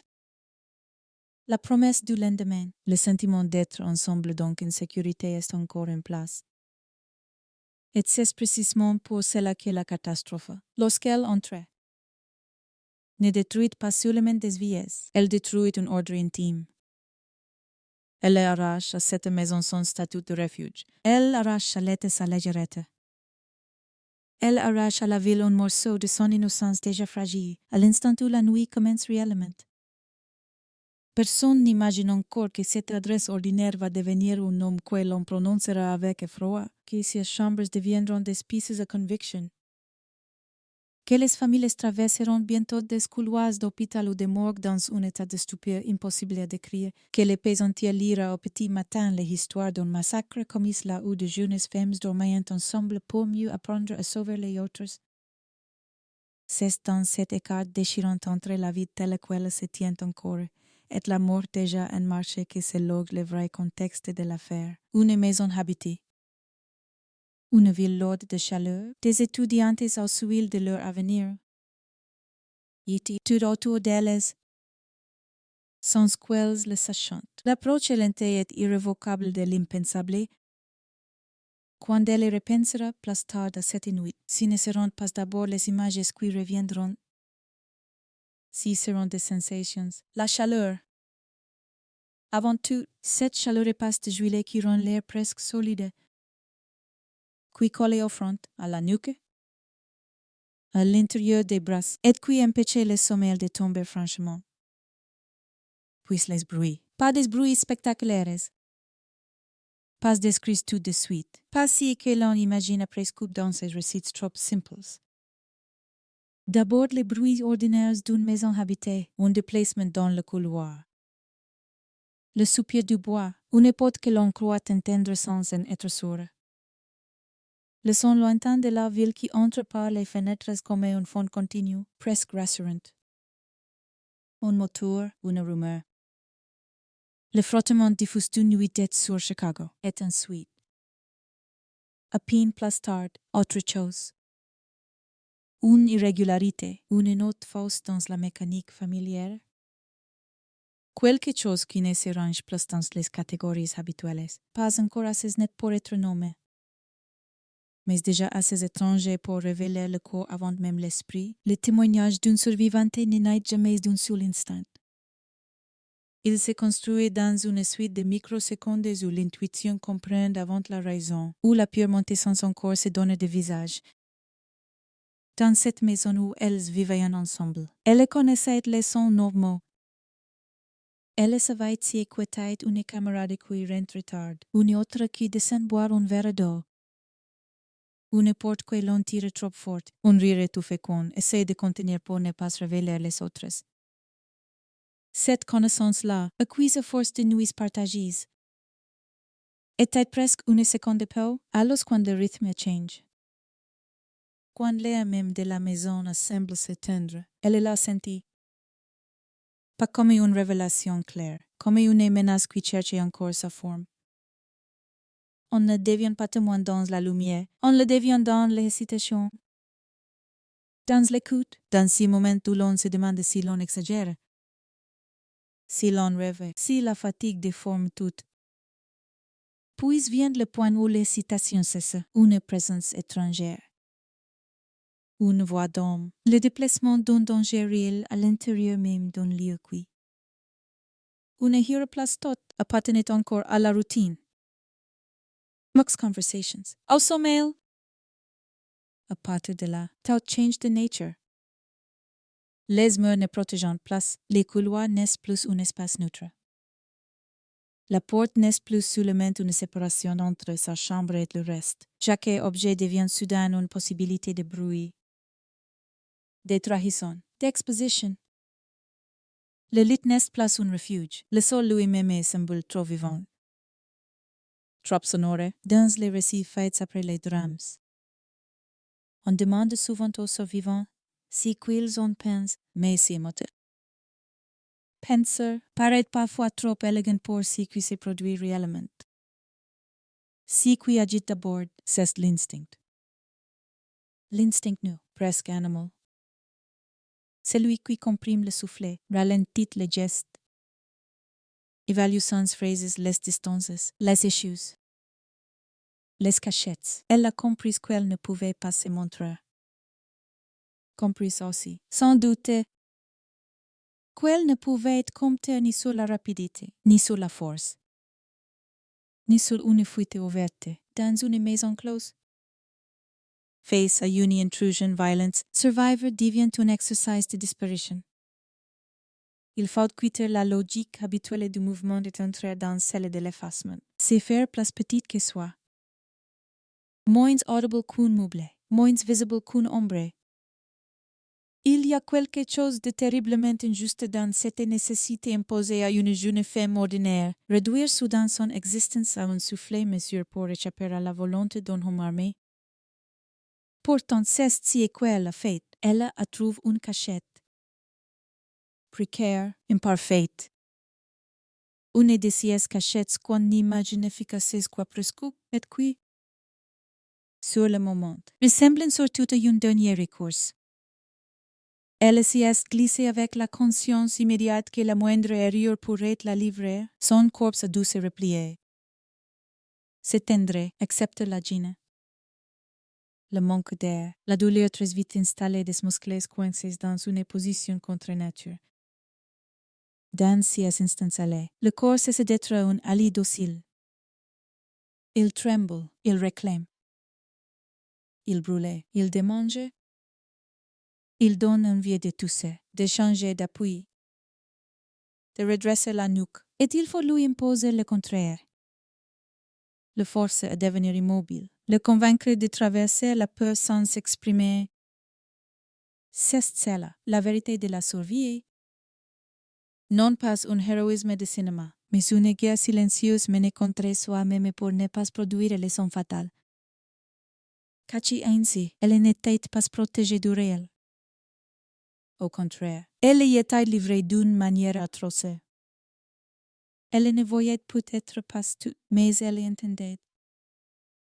Et parfois, entendre expirer. L'imagination remplit les vides plus vite que les regards. Chaque déplacement dans la maison prenait une épaisseur monstrueuse. Chaque pas faisait naître une carte intérieure de la menace. Il est là.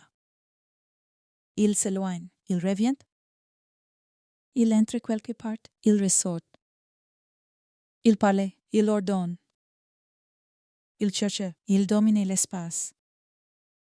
Elle devait écouter comme on écoute la pluie sur un toit quand on craint qu'elle n'emporte la maison. Sauf qu'ici la tempête avait un visage humain. Dans l'obscurité de sa cachette, le temps s'adoucit de forme. Quelques minutes ont probablement pris la texture d'une heure. Les secondes ne tombaient plus avec la régularité normale. Elle s'étiraient, elle se suspendaient. Elle se rompaient contre des sons qui revenaient trop près, parfois. Il a sans doute semblé s'éloigner assez pour relâcher la tension d'un millimètre. Et puis un bruit nouveau la ramenait d'un coup à la certitude que rien n'était fini. La pure véritable n'est pas une ligne continue, c'est une succession de vagues. Une montée, un arrêt, une fosse accalmie, puis une nouvelle montée place haute encore. Et à chaque fois, le corps doit recommencer à encaisser. Si qu'elle a vécu cette nuit-là. Si n'est pas seulement la terreur de mourir, c'est une forme plus complexe, plus insidieuse, plus durable peut-être. La terreur d'être encore en vie quand les autres, autour d'elle, ne le sont peut-être déjà plus. C'est là que le témoignage d'une survivante acquiert une densité presque insupportable. Elle ne se cache pas dans le vide, elle se cache au milieu d'une maison pleine de présences connues. Des jeunes femmes avec qui elle partage des repas, des conversations.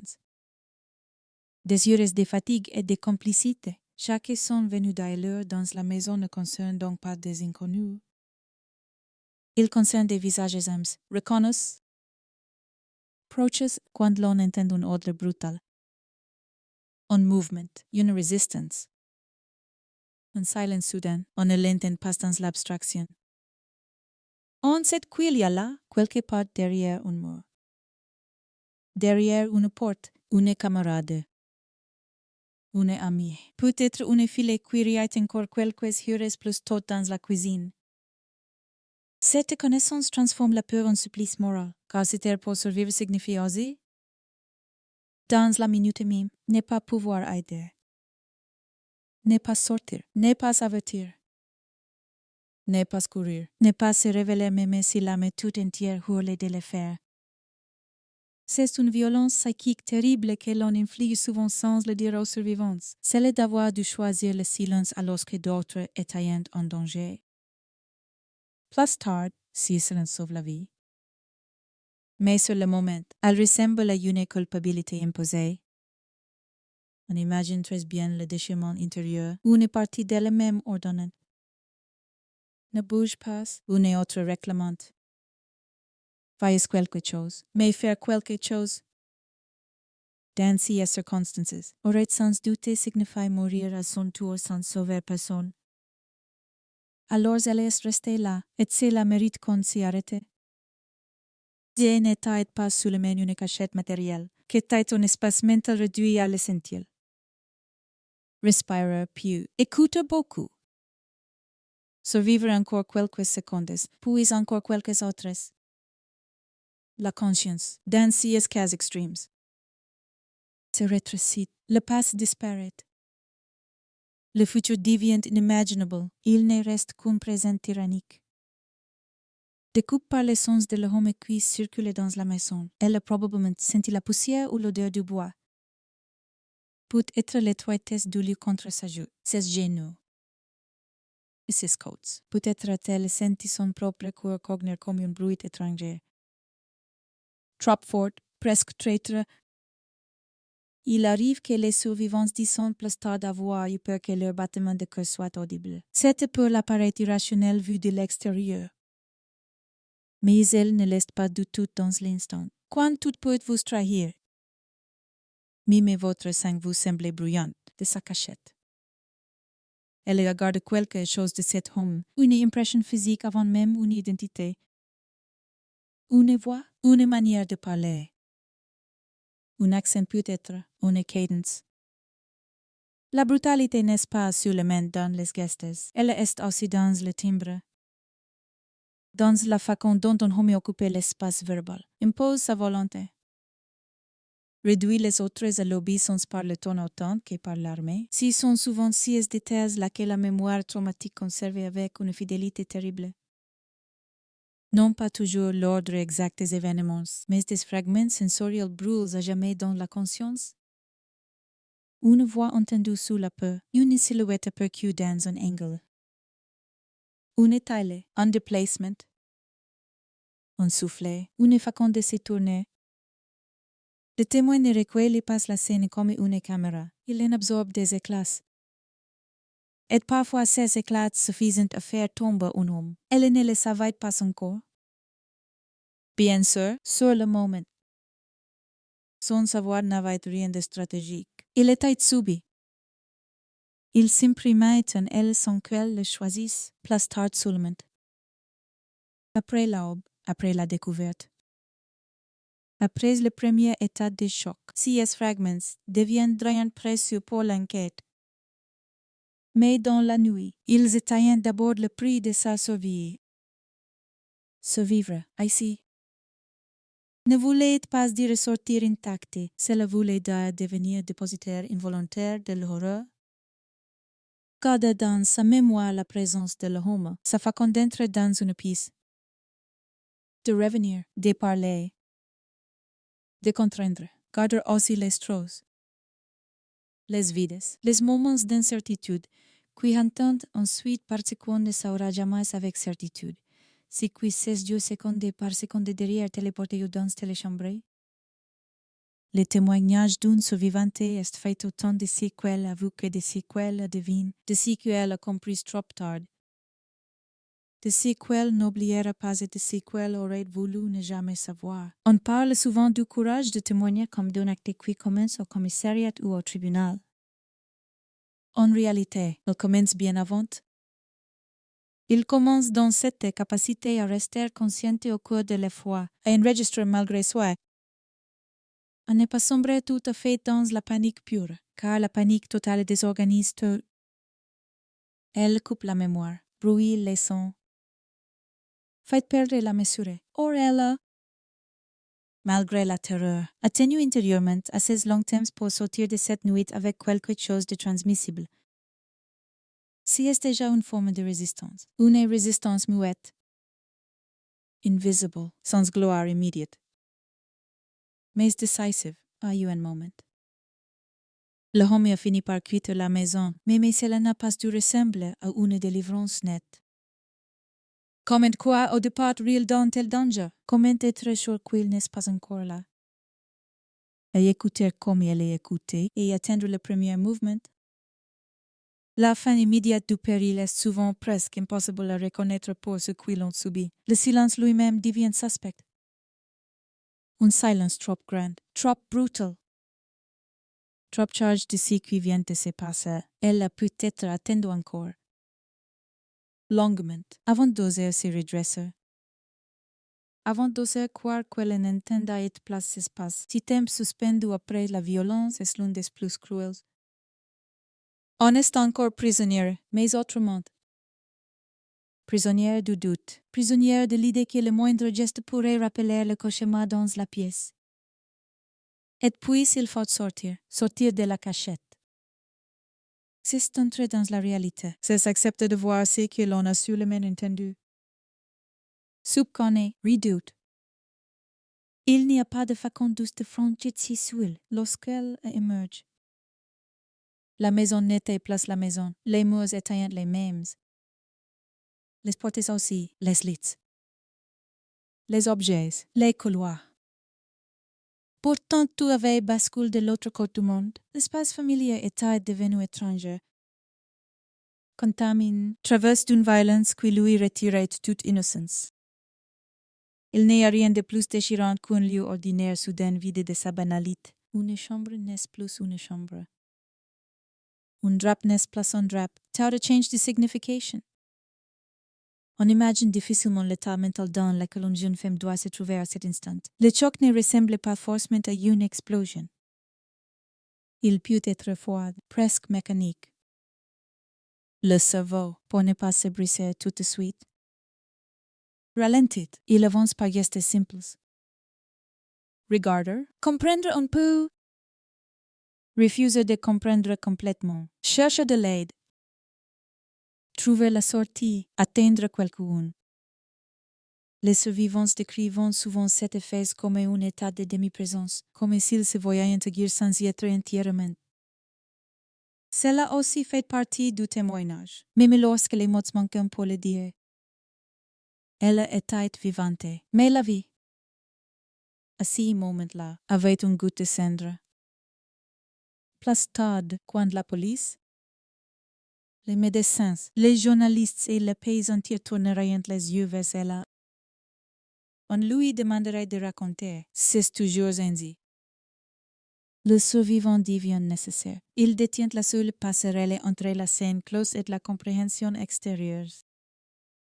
Pourtant demander à quelqu'un de raconter, c'est lui demander de revenir. De reprendre le chemin de la peur, non plus dans le noir, mais sous les regards, de transformer des sensations de mort en phrases utilisables. Rien n'est plus contre nature, et pourtant elle l'a fait. Avec ses mots, avec ses hesitations. Avec les failles inévitables de la mémoire traumatique, elle a décrit le homme. Elle a donné ce qu'elle pouvait donner une allure. Un comportement, une voix. Des détails assez concrets pour orienter les recherches. Elle n'était pas un symbole. Elle était une jeune femme brisée, puisée, sidérée, et malgré cela. Elle a offert à l'enquête la matière humaine qui lui manquait. Les témoignages deviennent alors plus qu'un récit. Il devient un acte de reconstruction contre l'effacement. L'homme qui entre la nuit dans une maison pour y exercer sa domination suppose souvent qu'il ne laissera derrière lui que du silence, de la confusion, de la peur. Le témoin survivant détruit cette illusion. Il prouve que la nuit n'a pas tout englobé.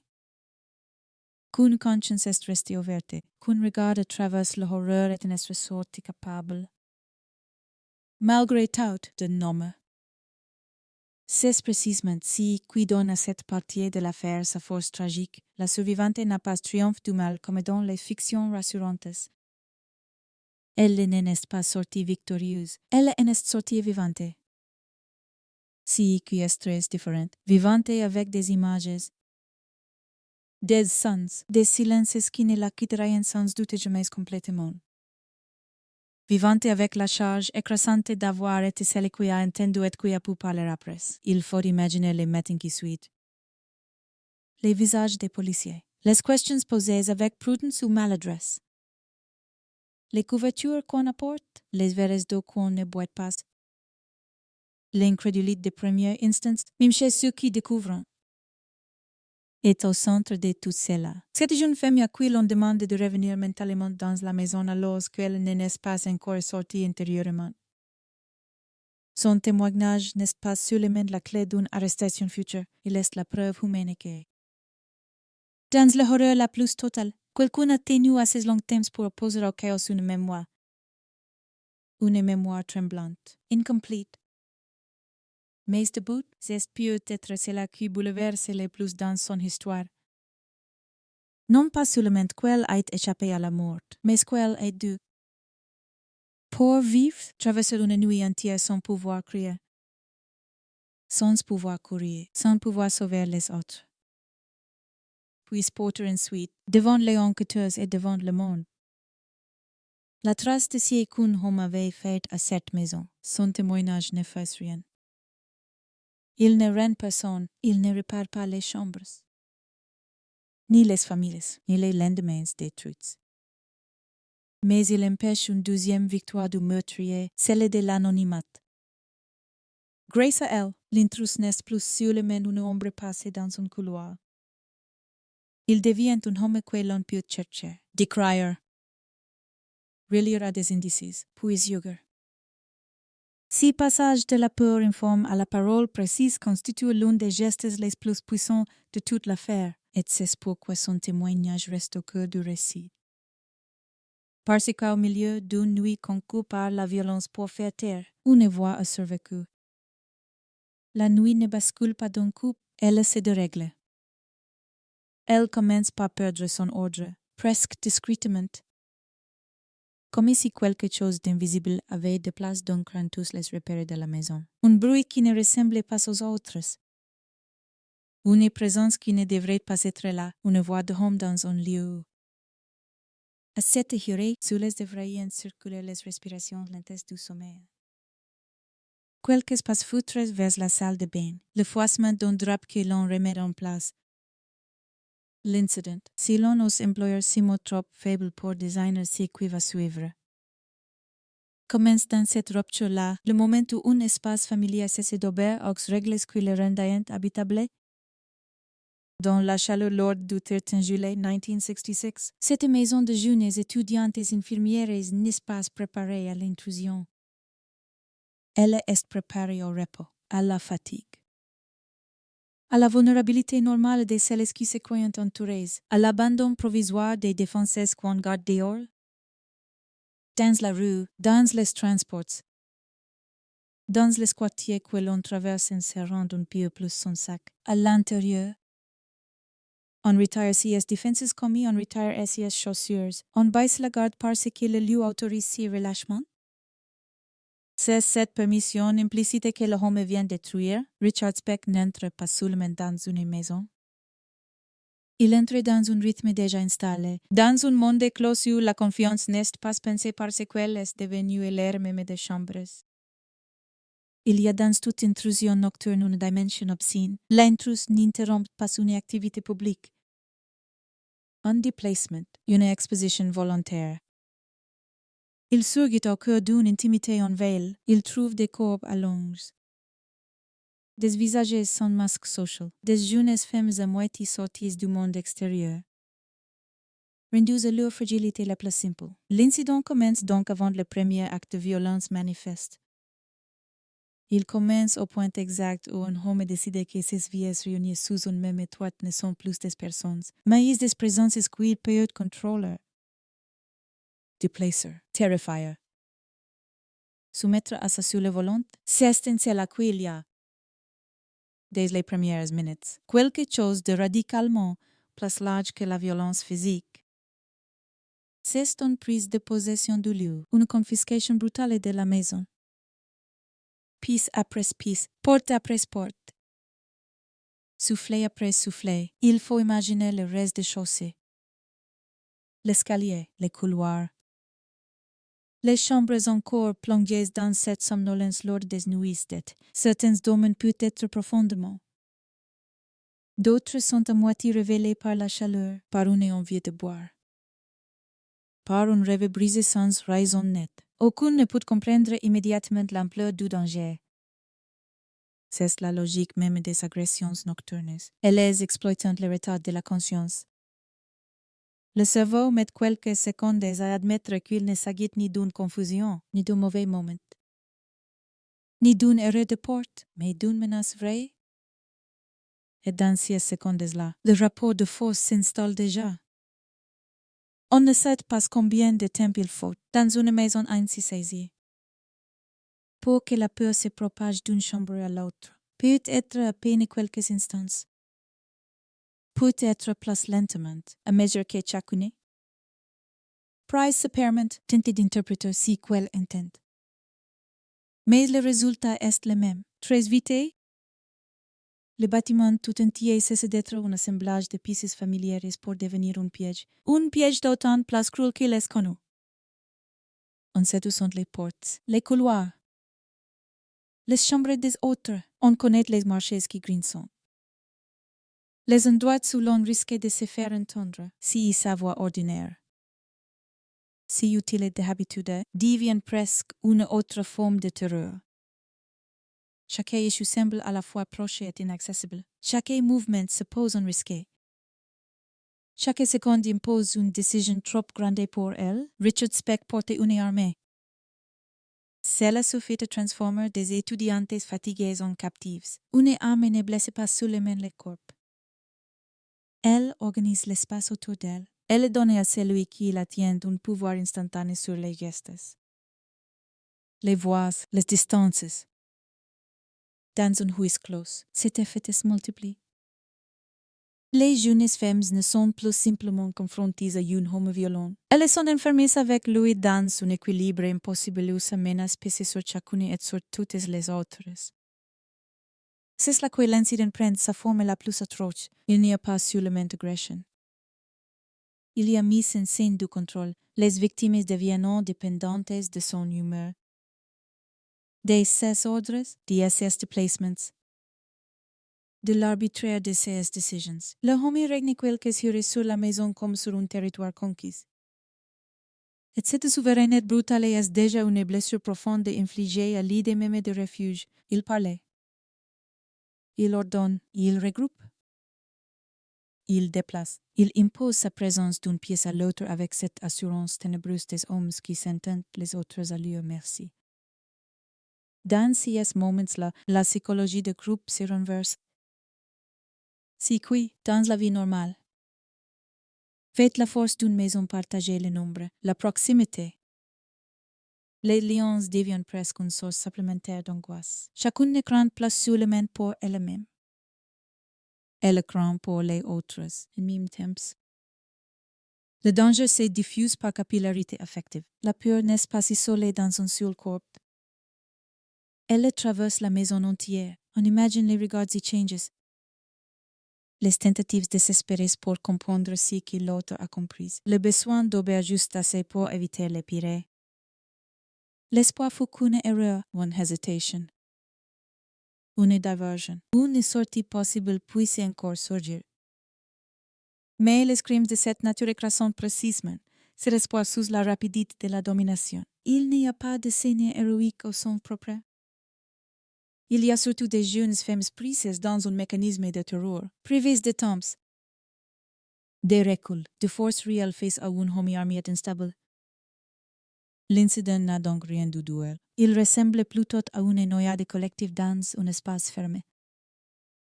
À mesure que la nuit avance, la maison se remplit non seulement de peur, mais d'une qualité de silence très particulière par le silence apaisé du sommeil.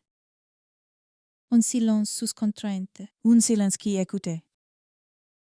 Un silence coupé par les injonctions, les déplacements. Les résistances minuscules, les appels étouffés peut-être. Les sons qu'on n'oublie jamais quand on laisse entendre une fois sous la menace. L'air lui-même semblait se charger de cette tension.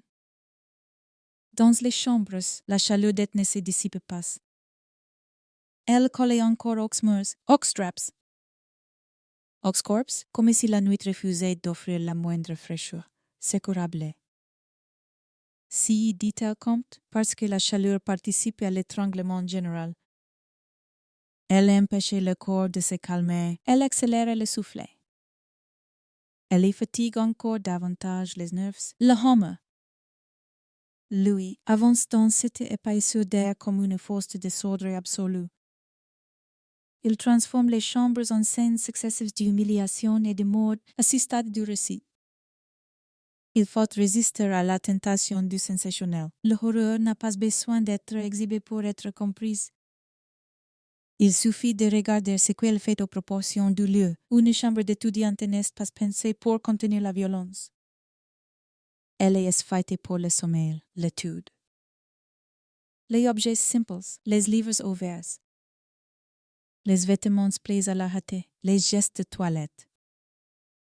Les pensées de fin de journée, quand la violence y entre. Elle ne rencontre pas son décor neutre. Elle profane un environnement de jeunesse, de travail, d'avenir. C'est cette profanation qui donne au massacre sa puissance morale. S'ils ne sont pas seulement des crimes commis dans des pièces fermées, si sont des crimes commis dans des chambres encore habitées par des vies en train de se construire, chaque objet autour des victimes est une blouse, un manuel, une photo, une peigne, un verre d'eau laissé sur une table devient le témoin muet d'un avenir interrompu. L'incident, dans sa logique interne, avance par domination croissante, place la nuit progresse. Place l'emprise du tueur semble totale. Si le caractère progressif est essentiel. Il ne s'agit pas d'un accès soudain de violence puis d'une fuite immédiate. Il s'agit d'une séquence prolongée, étouffante, où le temps lui-même devient une armée. Les victimes sont maintenues dans une attente terrifiée, privées de maîtrise. Forcées d'habiter seconde après seconde l'imprévisibilité d'un homme qu'aucune règle morale ne limite place. Cette durée aggrave tout. Elle permet à la peau de s'approfondir, de devenir presque physique, de s'installer dans les muscles, dans le ventre, dans les tempes. Elle donne aussi au meurtrier la possibilité d'étendre son pouvoir à toute la maison. D'inscrire sa violence non comme une coupe de tonnerre unique, mais comme une contamination progressive. Dans les récits criminels, on parlait souvent du moment où tout bascule. Ici, le basculement est continu. À chaque nouvelle piste investie, à chaque nouvelle victime dominée. La maison s'éloigne davantage de si quelle était quelque chose place toute. Le pire n'est pas seulement en train d'arriver. Il est en train de prendre possession des lieux. Le homme ne frappe pas dans un espace vide. Il impose à chacun une expérience de la terreur que les survivants des violences extrêmes décrivent parfois comme une réduction du monde à quelques éléments seulement. La voix de l'agresseur, l'armée, les distances, la possibilité ou l'impossibilité de respirer normalement, l'écoute obsessionnelle d'espace. Tout le reste s'efface, les souvenirs heureux. Les projets, la logique habituelle, même le sens du temps, il ne reste qu'un présent tyrannique. Dominé par la volonté d'un seul, c'est ce qui rend ces crimes si ravageurs bien au-delà de la blessure physique. Ils détruisent, dans l'instant, la structure intérieure de la réalité. Les victimes ne se trouvent plus dans un monde régi par les lois ordinaires. Elles se trouvent dans le monde du tueur, soumises à son caprice, à son impulsion, à son arbitraire. Il faut aussi mesurer ce que cela signifie dans une maison de jeunes femmes vivant ensemble. Il y a une dimension collective du traumatisme dès l'instant de l'incident. Chacune, même séparée. Si tu presses quelle n'est pas sur dans la menace, cette conscience multiplie la souffrance. Mourir est une terreur, entendre. Deviner ou craindre que les autres vivent la même chose, à quelques mètres. Et n'est une autre. Le massacre ne détruit pas seulement des individus, il détruit un petit monde relationnel d'un seul geste. Les amitiés, les habitudes partagées. Les solidarités du quotidien ne peuvent plus jouer leur rôle protecteur. Elles existent encore effectivement. Mais elles sont neutralisées par l'armée, par le contrôle, par l'impossibilité de se porter ces causes efficacement. C'est sans doute l'un des aspects les plus cruels de cette nuit. La communauté féminine du lieu, qui d'ordinaire représente une force et un réconfort, est forcée d'assister à sa propre impuissance, pendant ces temps. À l'extérieur, Chicago continue probablement de respirer sans savoir. Des voitures passantes, quelqu'un fumait sur un porche. Un poste de radio jouait dans un appartement voisin. Un train lointain fait vibrer un instant les vitres quelque part dans la ville. L'indifférence du monde extérieur ajoute toujours quelque chose d'insoutenable à la violence enfermée. Une maison entière peut être en train de vivre l'enfer pendant que la ville autour poursuit sa nuit ordinaire. Il n'y a pas de fanfare du désastre, pas d'annonce.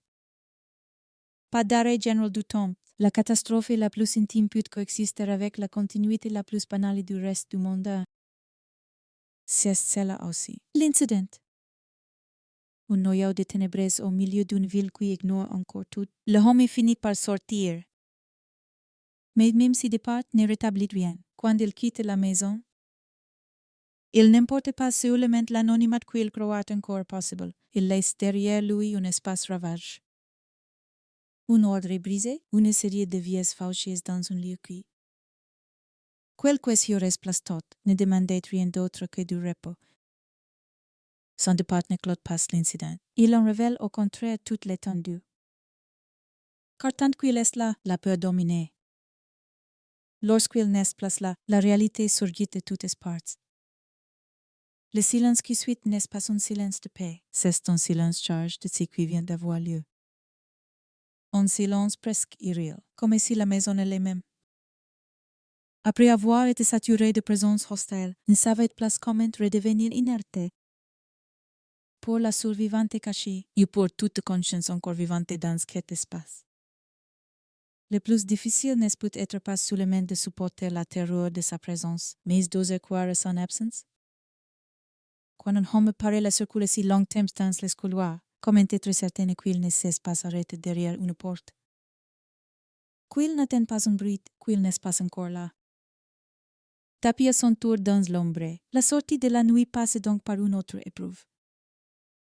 Celle du doute, le corps. Habitué à l'alerte absolue, n'accepte pas tout de suite la possibilité du mouvement. Il reste suspendu, dans cette région psychique où le danger est peut-être fini sans que l'on puisse encore y croire. Puis vient le moment où il faut regarder. Regarder signifie alors entrer dans l'après-coup. Dans la matérialité du massacre, ce qu'on découvre n'est plus de l'ordre de la peur anticipée. Mais du réel irrévocable, c'est en cela que l'incident se prolonge jusque dans l'aube. Il ne s'arrête pas avec la fuite du tueur. Il se poursuit dans la découverte progressive. Dans la stupeur, dans les premiers appels à l'aide, dans l'arrivée des secours, dans le regard des policiers entrant dans une maison qui, de l'extérieur, ne diffère encore en rien des autres. Le contraste est immense entre la banalité persistante de la façade et ce que les pièces intérieures contiennent désormais. Ce contraste fait partie intégrante de la puissance de l'affaire. L'horreur la plus compacte est restée enfermée derrière des murs ordinaires. Elle n'a rien affiché vers la rue.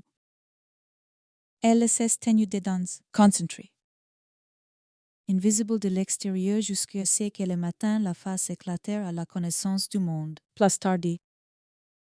L'histoire retiendra le nom de Richard Speck, le nombre de victimes, le témoignage capital de la survivante, le tatouage reconnu par un médecin, le procès, la condamnation. Mais au cœur de tout cela, il y a 6 blocs de nuit qu'aucune procédure judiciaire ne sera jamais toute faite. Une suite de heures durant lesquelles une maison d'étudiantes infirmières cesse d'être un lieu de jeunesse, de travail et de sécurité pour devenir un théâtre de terreur. L'incident, dans sa vérité la plus nue. C'est cette conversion brutale du quotidien en cauchemar, cette minute où l'on comprend que la porte ne sépare plus rien. Cette heure où les chambres ne protègent plus, cette progression du contrôle. De la peur, de la violence. Jusqu'à ce que tout le sens du lieu soit anéanti, et c'est justement parce que cette nuit a frappé un endroit si simple. Si familier, si peut préparer l'impensable. Quelle a bouleversé bien au-delà de Chicago. Elle dit à chacun que l'horreur n'a pas besoin d'un décor lointain. Elle peut monter un escalier domestique, traverser un couloir étroit, pousser une porte de chambre où l'on dormait en pensant que le monde était resté dehors, dans cette maison. Dans cette chaleur d'aide, pendant si assurée suspendue entre le 13 et le 14 juillet 1966. Le massacre n'a pas commencé comme une grande explosion de violence immédiatement lisible. Il a commencé comme une prise d'emprise, une confiscation du refuge, une occupation de la nuit par un homme décide de faire régner sa volonté jusqu'au bout. C'est cette emprise-là qui constitue le vrai noyau de l'incident, avant les constatations, avant les premiers indices, avant le langage judiciaire. Il y a 6 moments où une maison vivante est forcée de se plier à la loi d'un prédateur, et quand cette loi s'effondre enfin avec son départ. Elle laisse derrière, elle est 8 vies détruites, une survivante enfouie dans le silence. est une maison qui ne pourra jamais redevenir simplement si qu'elle est taillée la veille, un lieu où de jeunes femmes se préparent à soigner les autres. L'aube n'entre pas dans cette maison comme une délivrance. Elle y pénètre avec la pâleur froide des révélations irréparables. Dehors, Chicago recommence à peine à respirer. Le ciel, encore lavé de nuit. Hésité entre les grillettes umbrellettes, l'air reste lourd malgré les premières heures du matin. Comme si la chaleur de juillet n'avait jamais quitté les murs, comme si elle s'était accumulée dans les chambres. Les couloirs, les rideaux immobiles, les draps froissés, les marchés de l'escalier. Rien depuis la rue ne signale immédiatement l'horreur. La façade est toujours celle d'une maison ordinaire. Les briques n'ont pas changé. Les fenêtres ne hurlent pas. La porte, vue de l'extérieur, est encore une porte comme les autres. C'est celle-là. Peut-être qui rend les premières découvertes si insupportables. La violence a eu lieu sans modifier tout de suite l'apparence du monde. Elle s'est derrière des murs modestes. À l'abri des regards, dans un espace que les jours naissants éclairent sans savoir encore ce qu'il révélait. À l'intérieur, pourtant, la maison n'est plus une maison. Elle est devenue une succession de scènes figées dans la précoupe. Comme si chaque pièce retenait encore l'air de la nuit, les mouvements brusques, la peur, les derniers gestes interrompus. La scène de crime ne se présente jamais d'un seul bloc. Elle se découvre par fragments. Un couloir, une porte entrouverte, une chaise déplacée, un objet tombé à un endroit où il n'aurait pas dû se trouver. Une trace qui attire l'œil avant même qu'on comprenne ce qu'elle dit, les premiers indices. Dans ces genres d'affaires ne sont pas seulement techniques. Les enquêteurs, les secouristes. Les premiers intervenants pénétrent dans un silence normal, pas le silence apaisé d'un lieu encore endormi, mais un silence lourd, trop fixe, presque attentif, un silence après la violence. Il silence que la mort imposée aux pièces une fois que celui qui la rapporte est parti. Même les bruits les plus ordinaires prennent alors une force presque obscène.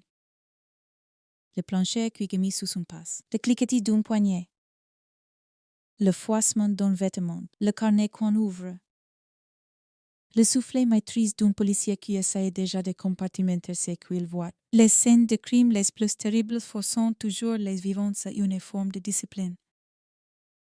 Il faut regarder sans reculer, notre sens s'effondre. Penser alors même que l'instinct pousserait à refuser le spectacle. Cette discipline est mise à rude épreuve, parce que tout parle en même temps. Les pièces parlantes, les corps parlantes, le désordre parle, les objets parlants aussi. Avec cette éloquence muette des choses ordinaires arrachées soudain à leur innocence, une brosse à cheveux posée là comme si la main qui devait la reprendre allait revenir d'un instant à l'autre. Une couverture rejetée, une paire de chaussures au pied d'un lit, un livre ouvert, un vêtement, une serviette, une lumière restée allumée ou éteinte trop toute. Tous ces détails font plus que meubler l'arrière-plan, ils disent que la violence a interrompu. non pas une abstraction, mais des vies en cours. Des gestes commences, des lendemains supposes. Dans une maison d'étudiantes infirmières, rien n'est décoratif. Tout porte la marque d'une organisation simple, pratique. Jeune, on sent encore l'existence collective dans le placement des objets, dans les traces de routine, dans quelle manière comptent les lieux habités à retenir la présence de ceux qui les occupent. Et c'est précisément ce qui rend la scène si insupportable. La mort ne s'est pas abattue dans un vide, ni dans un terrain vague, ni dans un décor anonyme. Elle l'a frappé au milieu des preuves les plus modestes d'une vie partagée. Les premiers indices sont souvent pris dans cette dualité. Il y a ce qui relève immédiatement de la barbarie, et il y a ce qui relève encore du quotidien. Entre les deux, l'esprit vacille. Les enquêteurs comprenant très vite qu'ils ne sont pas devant un homicide isolé, ni devant une altercation qui aurait dégénéré. Ils sont face à quelque chose de plus vaste, de plus concentré, de plus méthodique dans son chaos même. La répartition des corps, l'état des pièces, la succession des chambres. Le fait même que la violence aille traverse la maison comme un courant noir, tout cela dessine déjà la structure d'un massacre. Le mot n'est peut-être pas prononcé immédiatement, mais il s'impose de lui-même. 8 jeunes femmes assassinées dans leur logement, une résidence collective. Un espace clos, un seul homme vraisemblablement. Plusieurs pistes traversées par la même volonté destructrice, rien. Dans ce tableau, ne laisse espérer une explication simple.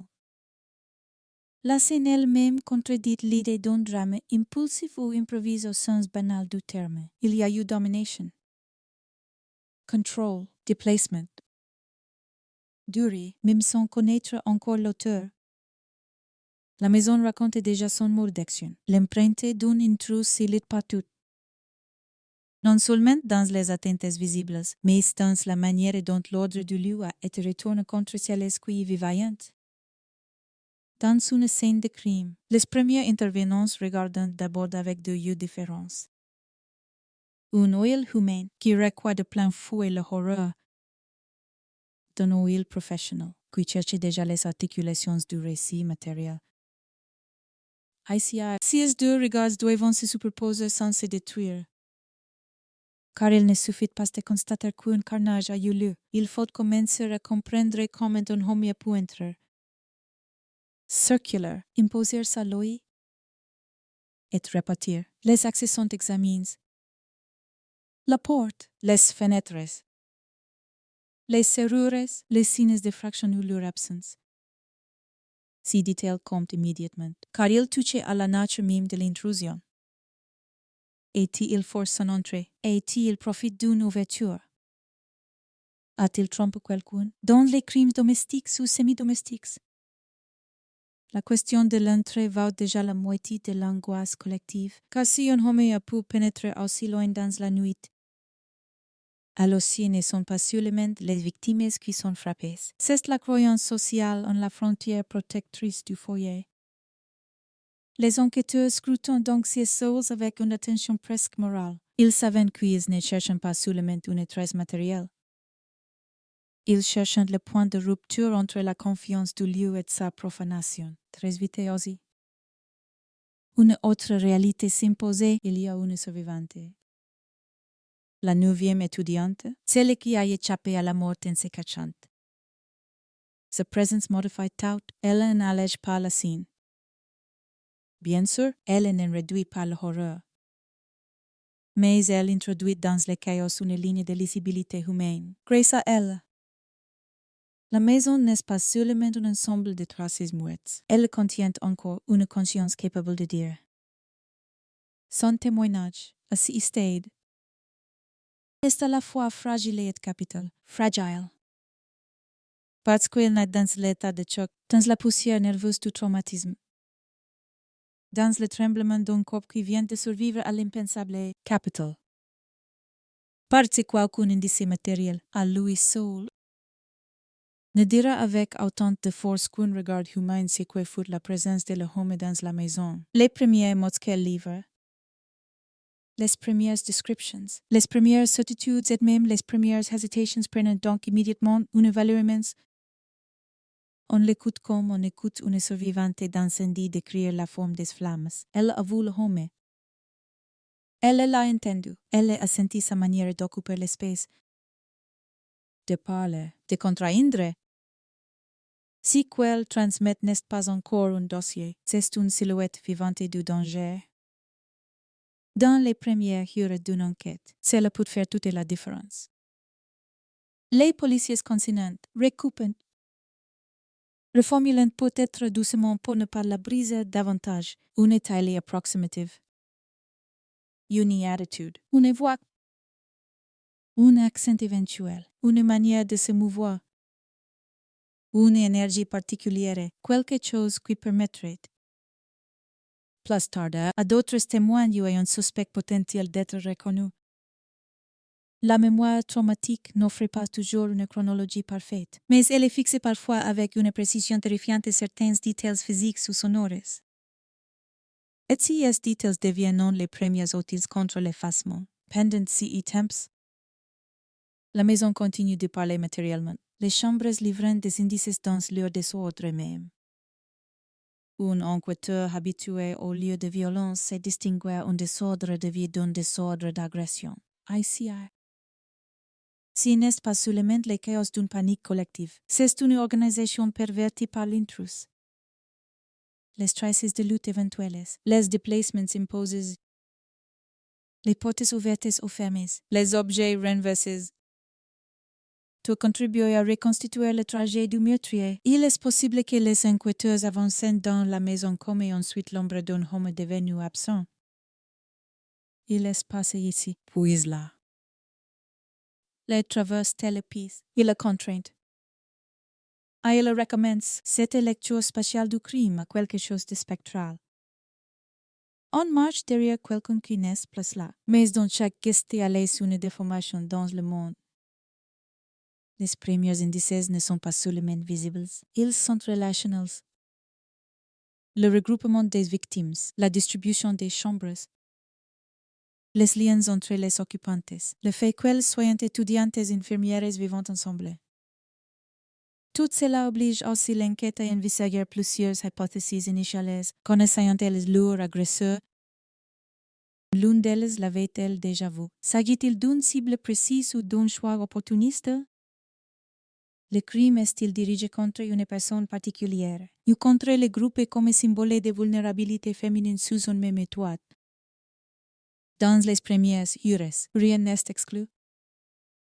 L'esprit des enquêteurs doit tenir ensemble la possibilité du prédateur inconnu et celle d'un lien préalable. C'est souvent ce qui élargit encore la scène. Pendant qu'on contemple les résultats, il faut déjà imaginer les chemins qui y ont conduit. Il ne suffit pas de décrire la violence. Il faut lui trouver une logique. Mimi monstrueuse, parce qu'une meurtrière qui a pu faire cela une fois peut encore recommencer ailleurs. L'affaire ne concerne donc plus seulement les victimes présentes, elle concerne déjà les prochaines potentielles. Voilà pourquoi la scène de crime, aussi figée qu'elle paraisse, est en réalité un point de départ brûlant, les policiers cherchant des empreintes. Bien sûr, dans les années 60, les moyens techniques n'ont pas la précision d'aujourd'hui, mais les gestes essentiels de la criminalistique sont déjà là. Relever, photographier. Measurer, preserver. Comparer, les surfaces susceptibles d'avoir gardé la trace d'une main ou d'un contact sont examinées avec une concentration redoublée. Une poignée, un verre. Un rebord, une porte. Un meuble, les sangs. Lorsqu'il est présent, n'est-ce pas seulement l'indice tragique de la violence? Il devient aussi matière à lecture, direction, proximate, intensity. Sequence probable des faits, tout ce qui pourrait aider à fixer les récits matérialistes ici avec une patience presque froide. non par indifference, mais parce que cette froideur méthodique est le seul moyen d'opposer une structure au chaos. Les photographes prennent les images nécessaires, ces images qui galantent pour toujours la disposition d'un cauchemar afin qu'un tribunal. Des experts, des enquêteurs éloignés puissent plastar y revenir. Chaque clic confirme une preuve et d'une certaine manière. Profane une seconde fois l'intimité des lieux, mais c'est le prix de la justice. La maison, désormais, n'appartient pas seulement à celles qui y vivent, elle entre dans le domaine du dossier.